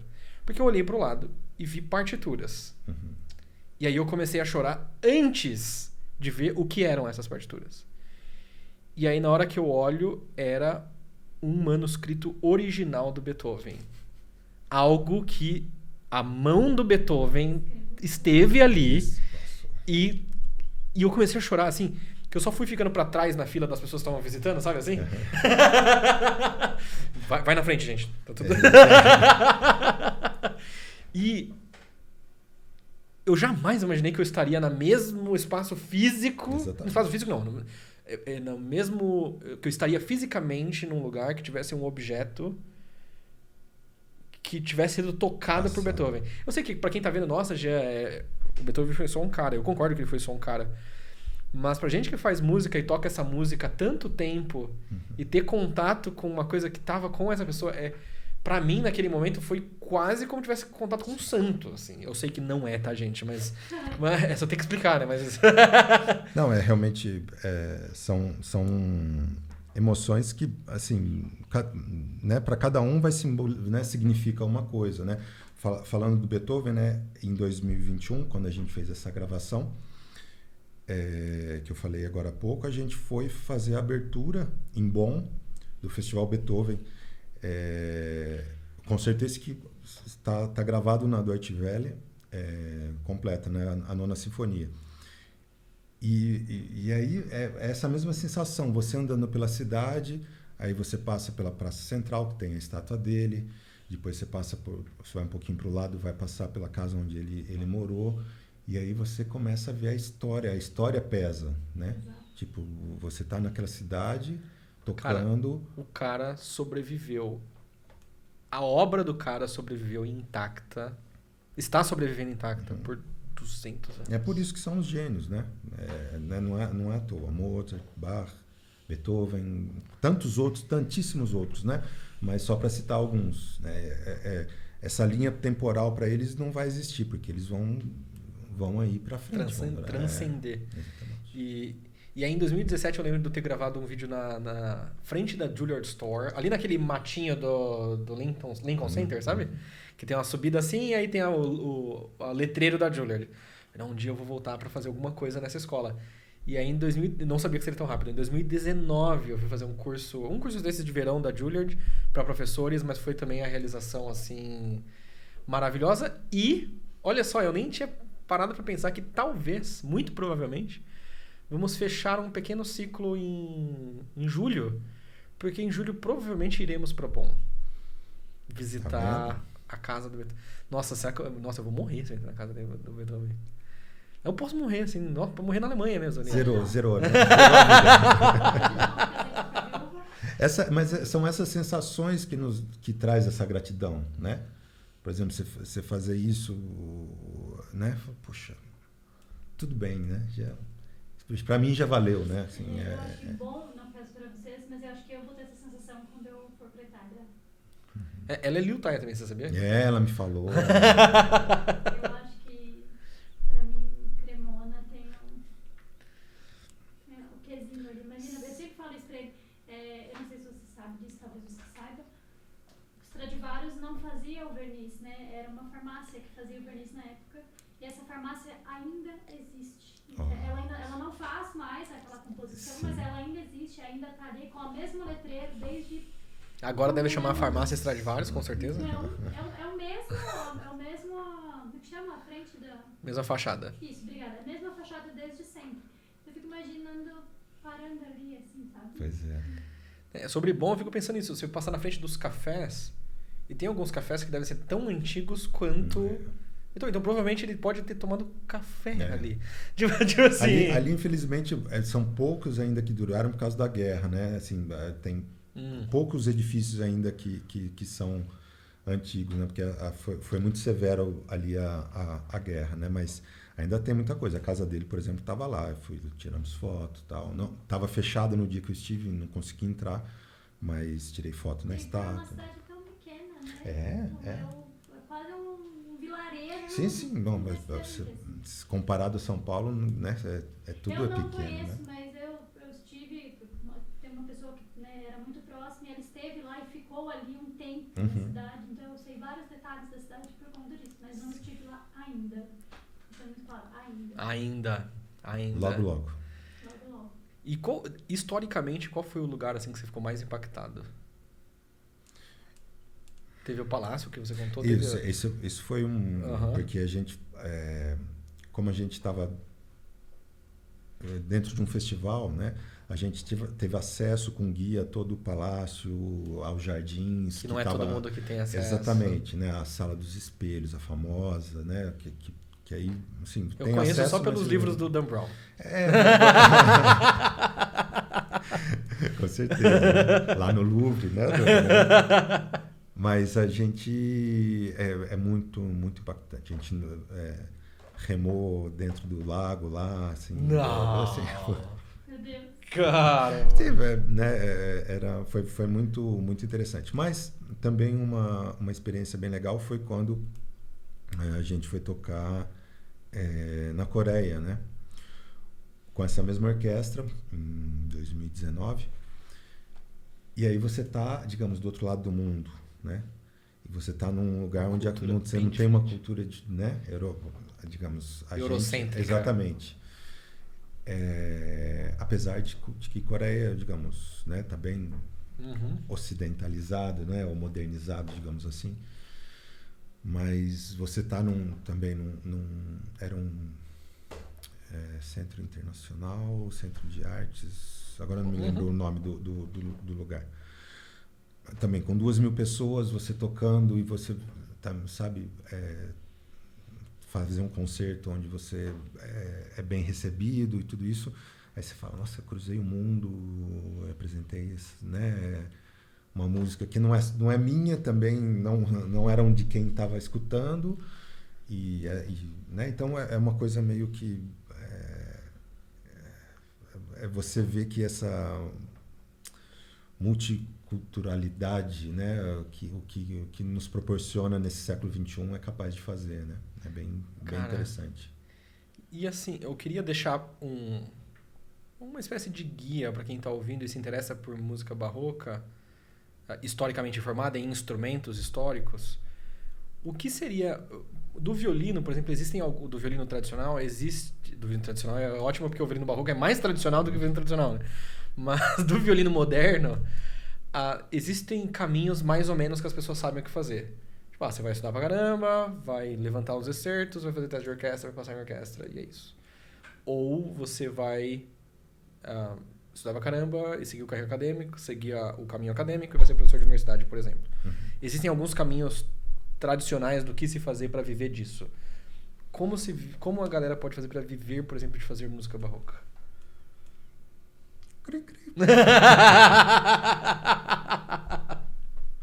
Não, deixa eu só complementar aqui o que você falou, que eu concordo, mas eu abriria um pouquinho mais esse leque, né?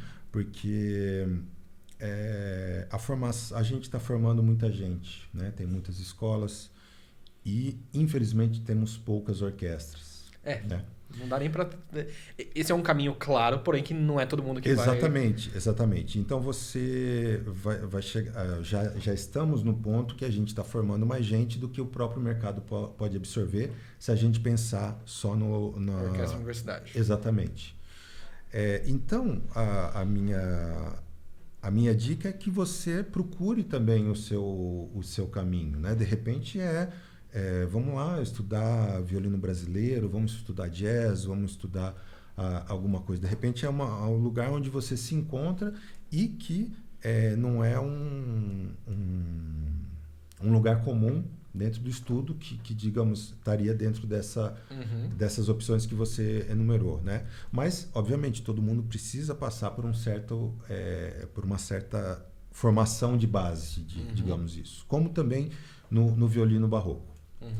Dito isso, quando a gente começa a falar do violino barroco e do mercado de trabalho, as condições ainda se fecham muito mais, né? Ou você faz isso realmente porque você gosta, ou, digamos, uma formação paralela, né? E claro, você precisa sobreviver, você precisa trabalhar, então você vai ter que descobrir meios de você fazer isso, né? E eu diria ainda mais que o músico clássico, em geral, é muito pouco empreendedor, no sentido que a gente é um pouco preguiçoso para buscar as nossas vias de trabalho. Então, a minha reflexão né? Por exemplo, a gente pode fazer o nosso podcast, né? E fazer o seu caminho, né? Ou a gente pode trabalhar o violino numa área paralela. Então, resta você, digamos, estar fazendo o que você acha que você, né? A sua verdade, o que você está realmente a fim de fazer e meter a cara, né? Então, obviamente, não vai ser e nunca vai ser mil maravilhas, nunca vai ser um caminho reto e asfaltado, né? Nunca vai ser uma Bandeirantes, né? Mas isso o que você falou é maravilhoso, porque embora tenha os caminhos claros, que é o caminho que a gente aprende no conservatório, que a gente é guiado no conservatório, que você vai fazer isso, vai estudar, vai passar numa orquestra. Se a gente for ver a maioria das pessoas que vivem de música, quem vive de tocar em orquestra é 0,0000000000000 muitos zeros, 1% Exatamente. das pessoas que vivem de música. Porque você pensa que uma pessoa que ocupa um lugar de uma orquestra, ela vai ficar muitos anos, né? E a cada ano que ela fica, vai entrando mais gente, né? No mercado, não necessariamente na orquestra. Exatamente, no mercado, digo. Então, essa rotatividade é um pouco difícil, né? Para uma vaga de alguém que aposenta lá, já tem formado nesses anos que ela esteve na orquestra para essa vaga, quanta gente. E aí, basicamente, o que você falou se não tem trabalho, empreenda e crie o seu trabalho. Exatamente, vá em busca do que você gosta, do que você acha que é uma coisa legal, uma novidade, se especialize, vá atrás, estude sobre e vá buscar o seu caminho. Maravilhoso. Né? Seja violino moderno, violino barroco, violino country, violino... Rabeca. Rabeca, que maravilha, né? O trabalho... Eu lá em Campinas tive contato com os rabequeiros, né? O Gramani e o Fiaming, que começaram e fizeram o trabalho, né? Com o Anima, né? Que trabalho mais lindo que eles têm, né? E você esteve na Unicamp e saiu ileso da Rabeca? Não. Mas não gostaria de falar sobre isso. Eu fui aluno do Gramani, né? Toquei muito com o Fiaming, que hoje é um grande amigo, né? Eu estive no concerto de abertura do primeiro disco do Anima, o Especiarias? Não. Espiral do Tempo. E tive contato com eles lá, mas eu devo dizer que eu passei muitas vezes pela Rabeca, fiz algumas coisinhas assim, mas eu optei por essa outra Rabeca aqui de corda de tripa, que é difícil tanto quanto de domar, como a Rabeca também. Em Portugal eles chamam de Rabeca barroca? Não, violino barroco. Violino okay. barroco. Tem alguns conservatórios tradicionais que chamam violino de Rabeca. Olha só. Não, em Portugal até hoje. Olha só. Cara, e como as pessoas fazem para conhecer mais sobre o seu trabalho nas redes sociais, coisas assim? Bom, eu sou um pouco relapso para divulgar. Como eu tinha comentado com você antes, tenho tentado agora estar um pouquinho mais ativo nas redes sociais. Inclusive, eu montei recentemente um pequeno grupo que está começando a postar as coisas novas, que chama Metamorfoses, Companhia de Arte Barroca. A gente tem alguns vídeos, pequenos vídeos de teasers, né, para mostrar esse trabalho, e com eles pretendemos fazer mais coisas, né? Então, quem quiser, tem o meu perfil no Instagram, juliano.buozzi. Como escreve Buozzi para as pessoas? Buozzi, B-U-O-S-I. Okay. Buozzi. E tem o Metamorfoses com ph.companhia, CIA, né? Também ele está lá, tá no comecinho ainda, a gente tá juntando material para começar a postar mais regularmente algumas coisas. A gente produziu uma série de vídeos agora no começo do ano, que a gente está terminando de editar e vai começar agora a alimentar esse perfil para começar a mostrar o trabalho. Então, acho que tanto no meu perfil pessoal, também tem o meu canal do YouTube, que tem esses vídeos lá. Juliano Buozzi também pode achar esses vídeos dessa orquestra, desse grupo. Algumas coisas que eu faço também estão postadas lá, não muitas. Mas se escrever meu nome, você vai achar por outros meios ou por outros canais. Imagino eu que tenha bastante material seu em vídeo e áudio por aí. Sim.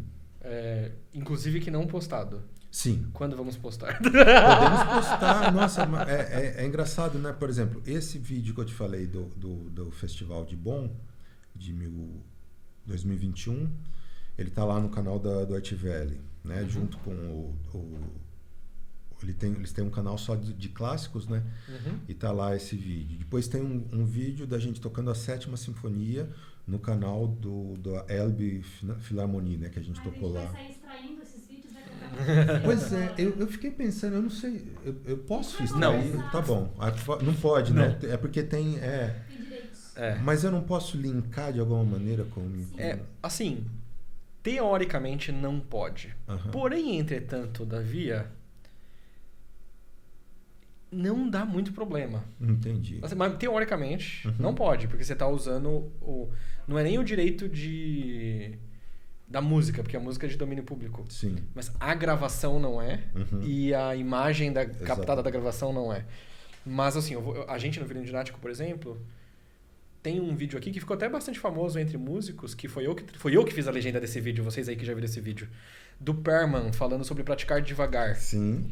Então eu legendei esse vídeo em português e subi no YouTube do Violino Didático, o pessoal baixou e começou a postar em outros lugares, mas tudo bem porque eu fiz o mesmo, né? Mas pelo menos tive o trabalho de colocar a legenda. Então eu coloquei a legenda e subi. E até hoje não deu nada. Não só não deu nada, como pro YouTube aconteceu um bug misterioso, que eu não sei exatamente o que é, que ele acha que esse vídeo é meu. E onde eu peguei o vídeo original, eu posso ir lá e derrubar o vídeo. Olha só, você vai denunciar o Pelmo. Não, tá num canal de uma dessas que faz entrevista com músicos, ou algo assim. Eu acho que, independente do que for postar, por exemplo, eu tava conversando com um colega na orquestra, já tinha escutado o seu nome, assim, vagamente, mas não havia, né, prestado tanta atenção. E aí esse colega começou a falar, e eu falei...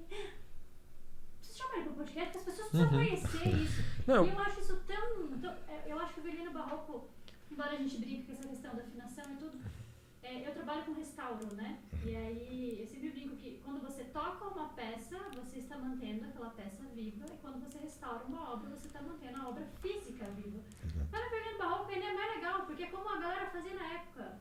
Então, assim, eu acho que precisa se derrubar ainda uns tabus do violino barroco, e eu vejo que isso vem crescendo. Sim. Eu tenho inúmeros amigos que começaram com o violino moderno, vamos determinar dessa forma, para ficar mais fácil a explicação, e que hoje estão indo, estudando e praticando, e principalmente para tocar bar direito. Eu tenho inúmeros amigos, Exato. eu tenho inúmeros colegas de trabalho. Você tá falando que o Grumio não toca bar direito?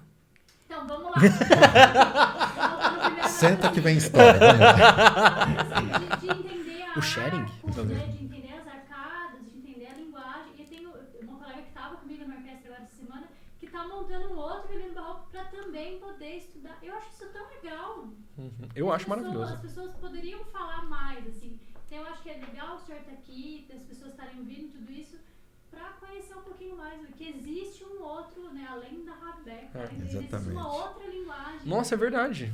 Uma linguagem exatamente. É parente, porém não é exatamente a mesma linguagem, né?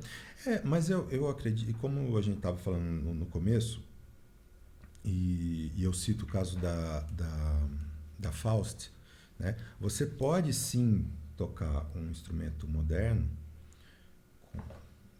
do jeito que ele, né, que ele está aqui, dentro respeitando. Você sabe que esse não é um estilo. violino moderno, né? Você não reparou. Você me enganou? Eu te enganei. Olha só. O que tem de diferente nesse violino? Ah, já vi. Ele tá ao contrário, para canhoto. Olha só. Esse aí, dependendo de quem estiver olhando, é uma aberração.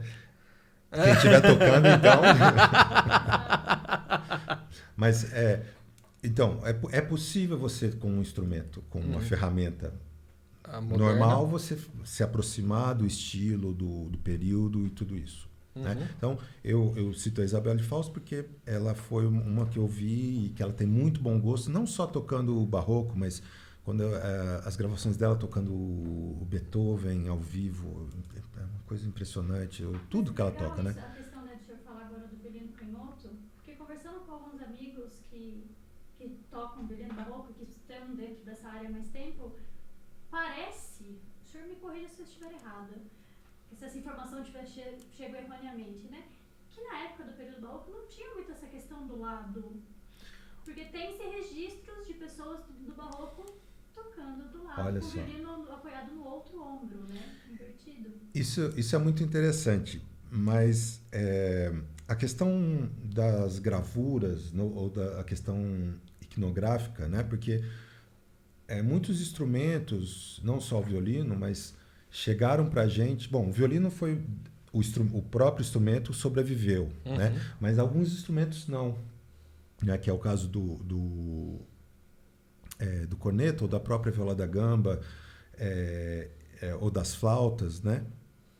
Que você às vezes não tinha o instrumento à mão e você só conseguia fazer esse instrumento renascer através de registros de gravuras ou né? E muitas vezes era uma representação, né, da pessoa que estava registrando aquilo. Então, você muitas vezes vê instrumentos que proporcionalmente, sei lá, o arco está muito grande ou o recorte do S não está muito exato.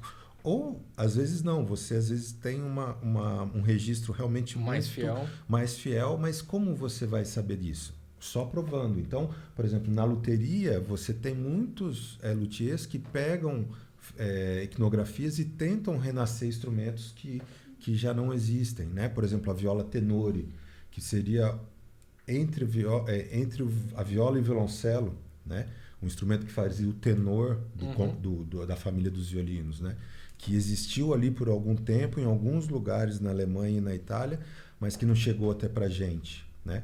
Então, você vai, através de pistas, tentando reconstruir esses instrumentos. Daí, respondendo a sua pergunta, você num instrumento como esse, bem antigo, você vai ver marcas de transpiração ou de suor, não sei se aqui a gente vai conseguir mostrar, mas de ambos os lados. Né? Então, também voltando ao início da conversa, tinha gente que apoiava o instrumento de um lado ou de outro, ou até poderia ver de um lado de um outro. Exatamente, de um lado ou de outro. Isso eu não posso afirmar com certeza, mas tem um caso moderno de um violinista barroco, Reinhard Goebel. Quem se não, né? Que não sei se o pessoal conhece, que foi um grande violinista e diretor da música antiga nos anos 80, 90, e que depois da gravação justamente das sonatas do Rosário, daquela que eu te falei, que aliás é icônica o registro dele, se vocês procurarem Sonatas do Rosário por Reinhard Goebel, é fantástica a gravação dele, né? Principalmente porque foi feita lá, sei lá, 30 anos atrás. Diz a lenda, porque tudo vira lenda, né? Que ele se teve um problema no... Ele tem a mesma coisa que eu tenho. Distonia focal, chama. Ah, então, olha só. E ele não conseguia, o quarto dedo não ia e tal. E ele, não contente de não poder tocar, o que ele fez? Ele aprendeu. Né? Uma coisa é você já começar de um lado, né? Uma coisa é você já saber tocar muito bem de um lado e querer transpor. Isso deve ser assim, né? Tico e teco. É maravilhoso. Cai mortos, né? E aí, beleza. Quando ele tocou algum tempo e eu cheguei a ver alguns vídeos de apresentações daí, obviamente ele não como primeiro, mas tocando como segundo eu vi. No grupo dele, que era o Música Antiga Köln, lá de Colônia, na Alemanha. Ele tocando ao contrário, né? E depois, ainda no fim, ele parece que tinha melhorado e voltou depois a tocar outra vez pro lado certo. Eu vou fazer uma pergunta aqui agora, assim, muito... Parece que eu tenho 12 anos. Ele ainda tá vivo? Tá vivo. E ele ainda mora em Polônia? Não saberia dizer, mas o que eu sei é que ele... Nossa! Olha só, hein? Calma lá. Vamos lá, vamos... Seu Goebbels. O senhor tá aí, pode me dar um autógrafo? Olha só, mas ele sim tá vivo, ele chegou um momento da vida dele, porque ele tinha uma coleção de instrumentos históricos, assim, incrível, mas chegou no momento, como todo Deutsch, né, como todo o alemão, assim, eu vou parar de tocar. Ele começou a reger. Começou a reger, mas não só isso, como ele vendeu toda a coleção de violinos dele. Assim, tipo, não vou tocar e não vou. Não quero nenhum instrumento perto de mim. Vou nem ter pra não cair na tentação. Exatamente. Uau! E aí ele começou a reger. E tem... Ai, cara... teve vou pesquisar sobre a gente estava em Ribeirão Preto agora e tem um grande amigo meu, Alessandro Santoro, que estava comentando sobre um vídeo de uma entrevista do Goebbels falando sobre também a icônica gravação dele dos concertos de Brandemburgo, né? Que também está no YouTube, isso que vocês podem ver, né? E olha só como é a coisa do tempo funciona diferente, né? Que a Deutsche Grammophon, que ele foi muito tempo... foi gravado pelo selo? Exatamente, foi gravado pelo selo. Perguntou para ele quanto tempo ele levaria para gravar... Pois não. Aqui, deixa eu só... Pronto. Obrigado. Quanto tempo ele levaria para gravar os concertos? E ele falou, 10 anos. Entre você estudar, entender, ensaiar e gravar. E foi o tempo que ele levou. Eu escutei essa história mais ou menos parecida, mas é que, bom, eu posso não ter escutado de fontes tão confiáveis. Mas foi menos tempo. Talvez eu tenha entendido errado. Porque a pessoa falou 2. Eu entendi 2, né? Ok. Mas pode ter sido 10. Bom, a gente porque 2 e 10 depois pode tirar a dúvida assistindo esse vídeo no YouTube que tá lá. Porque eu não conhecia a existência dele. E aí um maestro cravista muito bom, quando eu falei que tinha distonia e estava aprendendo a tocar violino do outro lado, e ele não demonstrou muita estranheza. Ele só pegou, fez assim... Não, já teve gente que fez isso. Tem esse maestro assim assado, pesquisa que você vai gostar. Aí eu fui ver e eu fiquei assim... Dá um pouco de... Ufa, ok, já aconteceu, tá tudo bem, vai dar tudo certo. E ao mesmo tempo curiosidade. Poxa, quem é esse cara? Deixa eu ver ele tocar. E eu vi várias coisas... Eu não vi nada dele tocando do lado tradicional, na verdade. Eu vi só ele tocando coisas do lado... Ou ele regendo e ele tocando coisas do lado direito. O que você ia falar? Não, e depois disso, né, o fato não sei se o senhor sabia disso, eu já tenho distonia focal. A minha é na mão direita, na mão do arco. É um pouco pior, na verdade. Está reaprendendo, né? Nós vamos fazer um recital em São Paulo dia 4, onde ele estreia nesse recital tocando com o violino apoiado no outro ombro. Os concertos de Brandenburgo? Não tô brincando, não. Na Alemanha, o recital também é com o violino do outro lado. E a gente fez uma pesquisa. Ele fez uma pesquisa e eu fui disso depois, né? A partir dessas fontes dele. E existem registros de pessoas, né? Desde sempre tocando do outro lado. Isso é muito legal. Olha só. E é interessante, né? Porque é uma coisa que, por exemplo, eu não eu vou citar de novo um violinista que foi apresentado em... o legal do podcast, tem alguns episódios que tem a sessão de comentários muito rica. Certo. E aí o Renan, que é um amigo da produção, da Nana, ele comentou o nome de um cara que chama Martial Gautier, que ele é chefe de naipe dos segundos violinos da Les Siècles. Eu não sei se é assim que fala.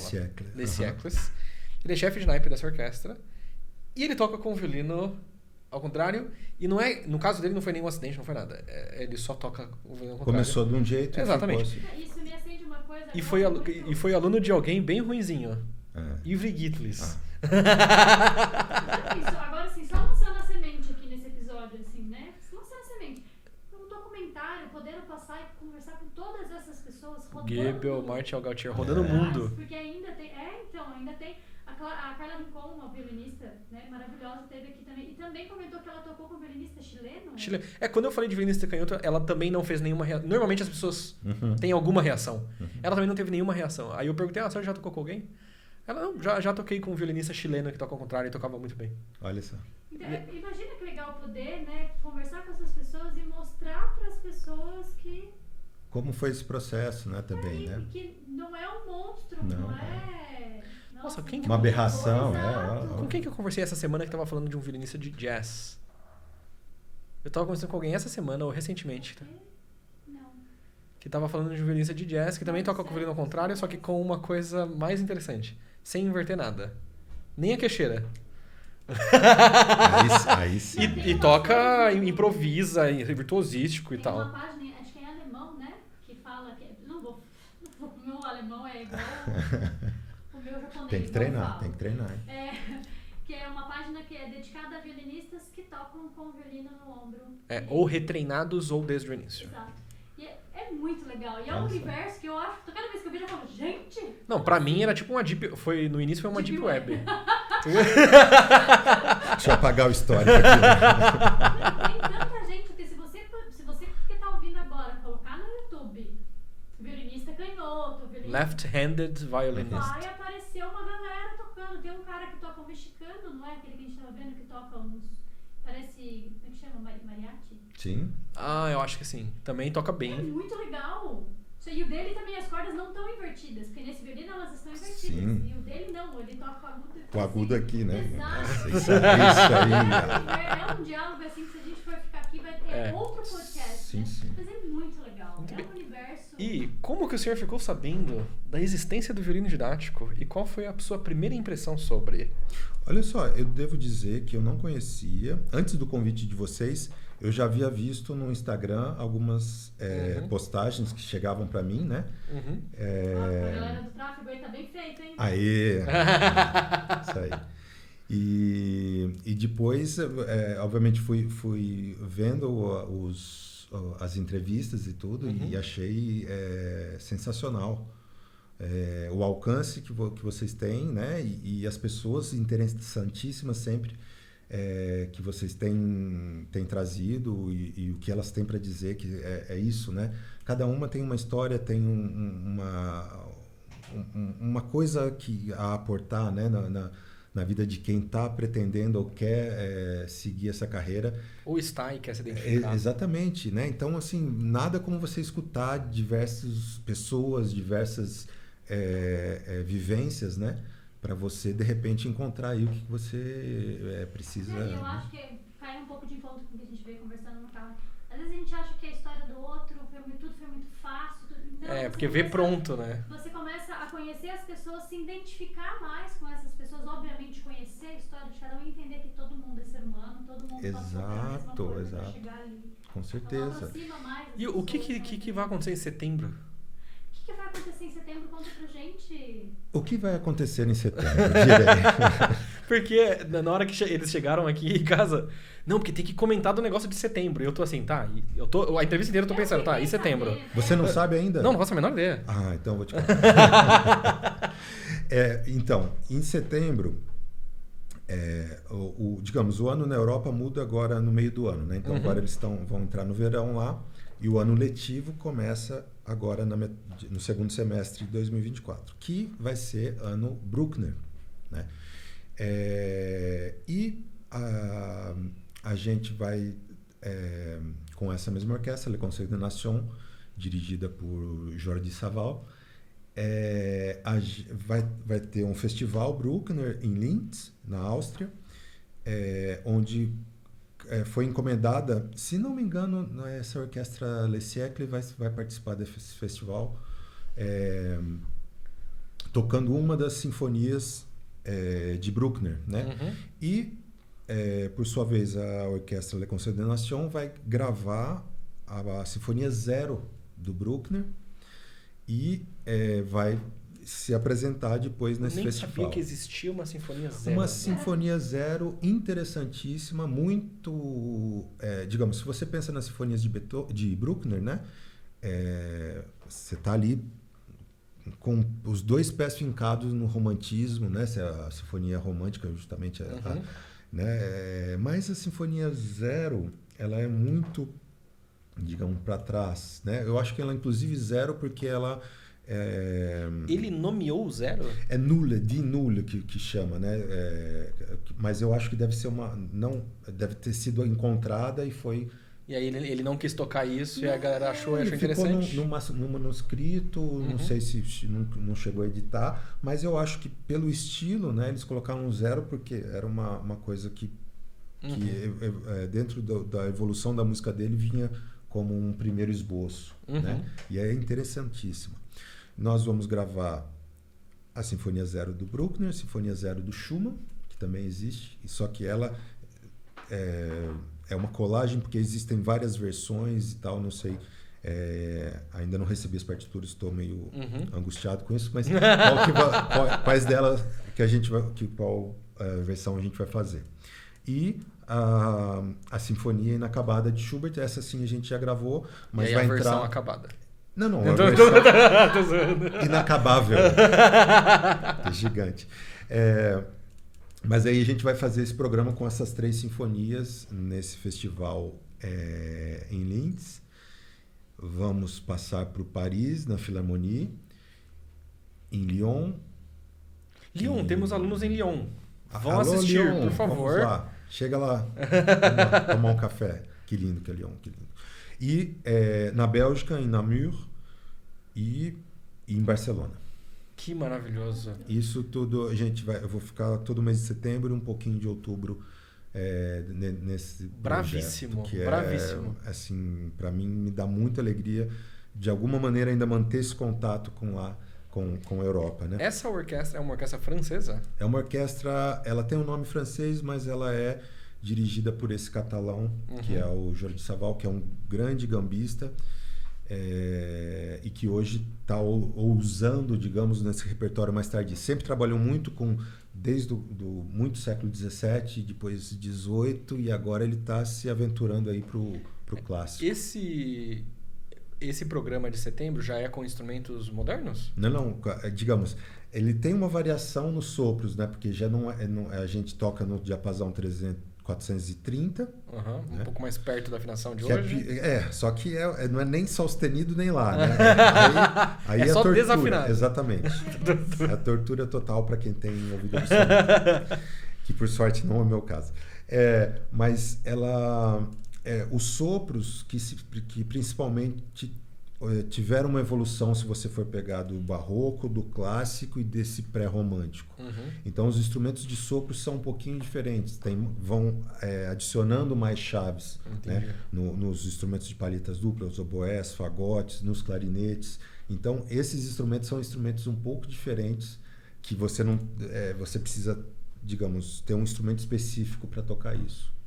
Maravilhoso. O violino é só você vai lá e tal. Obviamente tem um arco de transição que você tem que ter, o calibre das cordas você precisa mudar um pouco, aí esse instrumento já está, digamos, para esse tipo de repertório. Aí você põe aqui se você precisar, né? Eu preciso um apoiozinho. Uma dúvida logística. Nossa adolescente está vindo para casa? Não, porque ela não consigo falar com ela. Ah, ok. Então não vou estender esse episódio, porque tem que buscar uma adolescente na escola.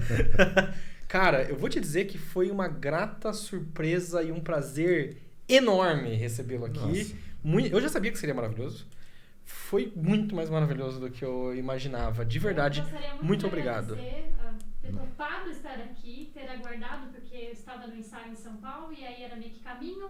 E aí ele gentilmente falou, não, eu te espero aqui, aí meu ensaio atrasou um pouquinho, então muito obrigada pela paciência. Obrigado pela generosidade, de verdade.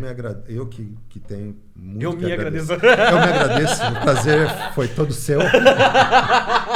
Maravilhoso. Mas agradeço a oportunidade de mais pessoas conhecerem meu trabalho e de alguma maneira ajudar alguém, uma pessoa que seja, a encontrar uma luz aí nesse caminho que é árduo, né? Queria muito agradecer ao Alisson Muniz. Que é o nosso amigo queridíssimo, maravilhoso. Que inclusive, Alisson, beijão, contribuiu com a gente na nossa vaquinha. Falando com ele agora. E foi ele que gentilmente passou o seu contato, que estávamos conversando. Ele falou, não, eu tenho que passar o contato do seu. Eu falei, não, fala pra ele não, tá aqui o contato.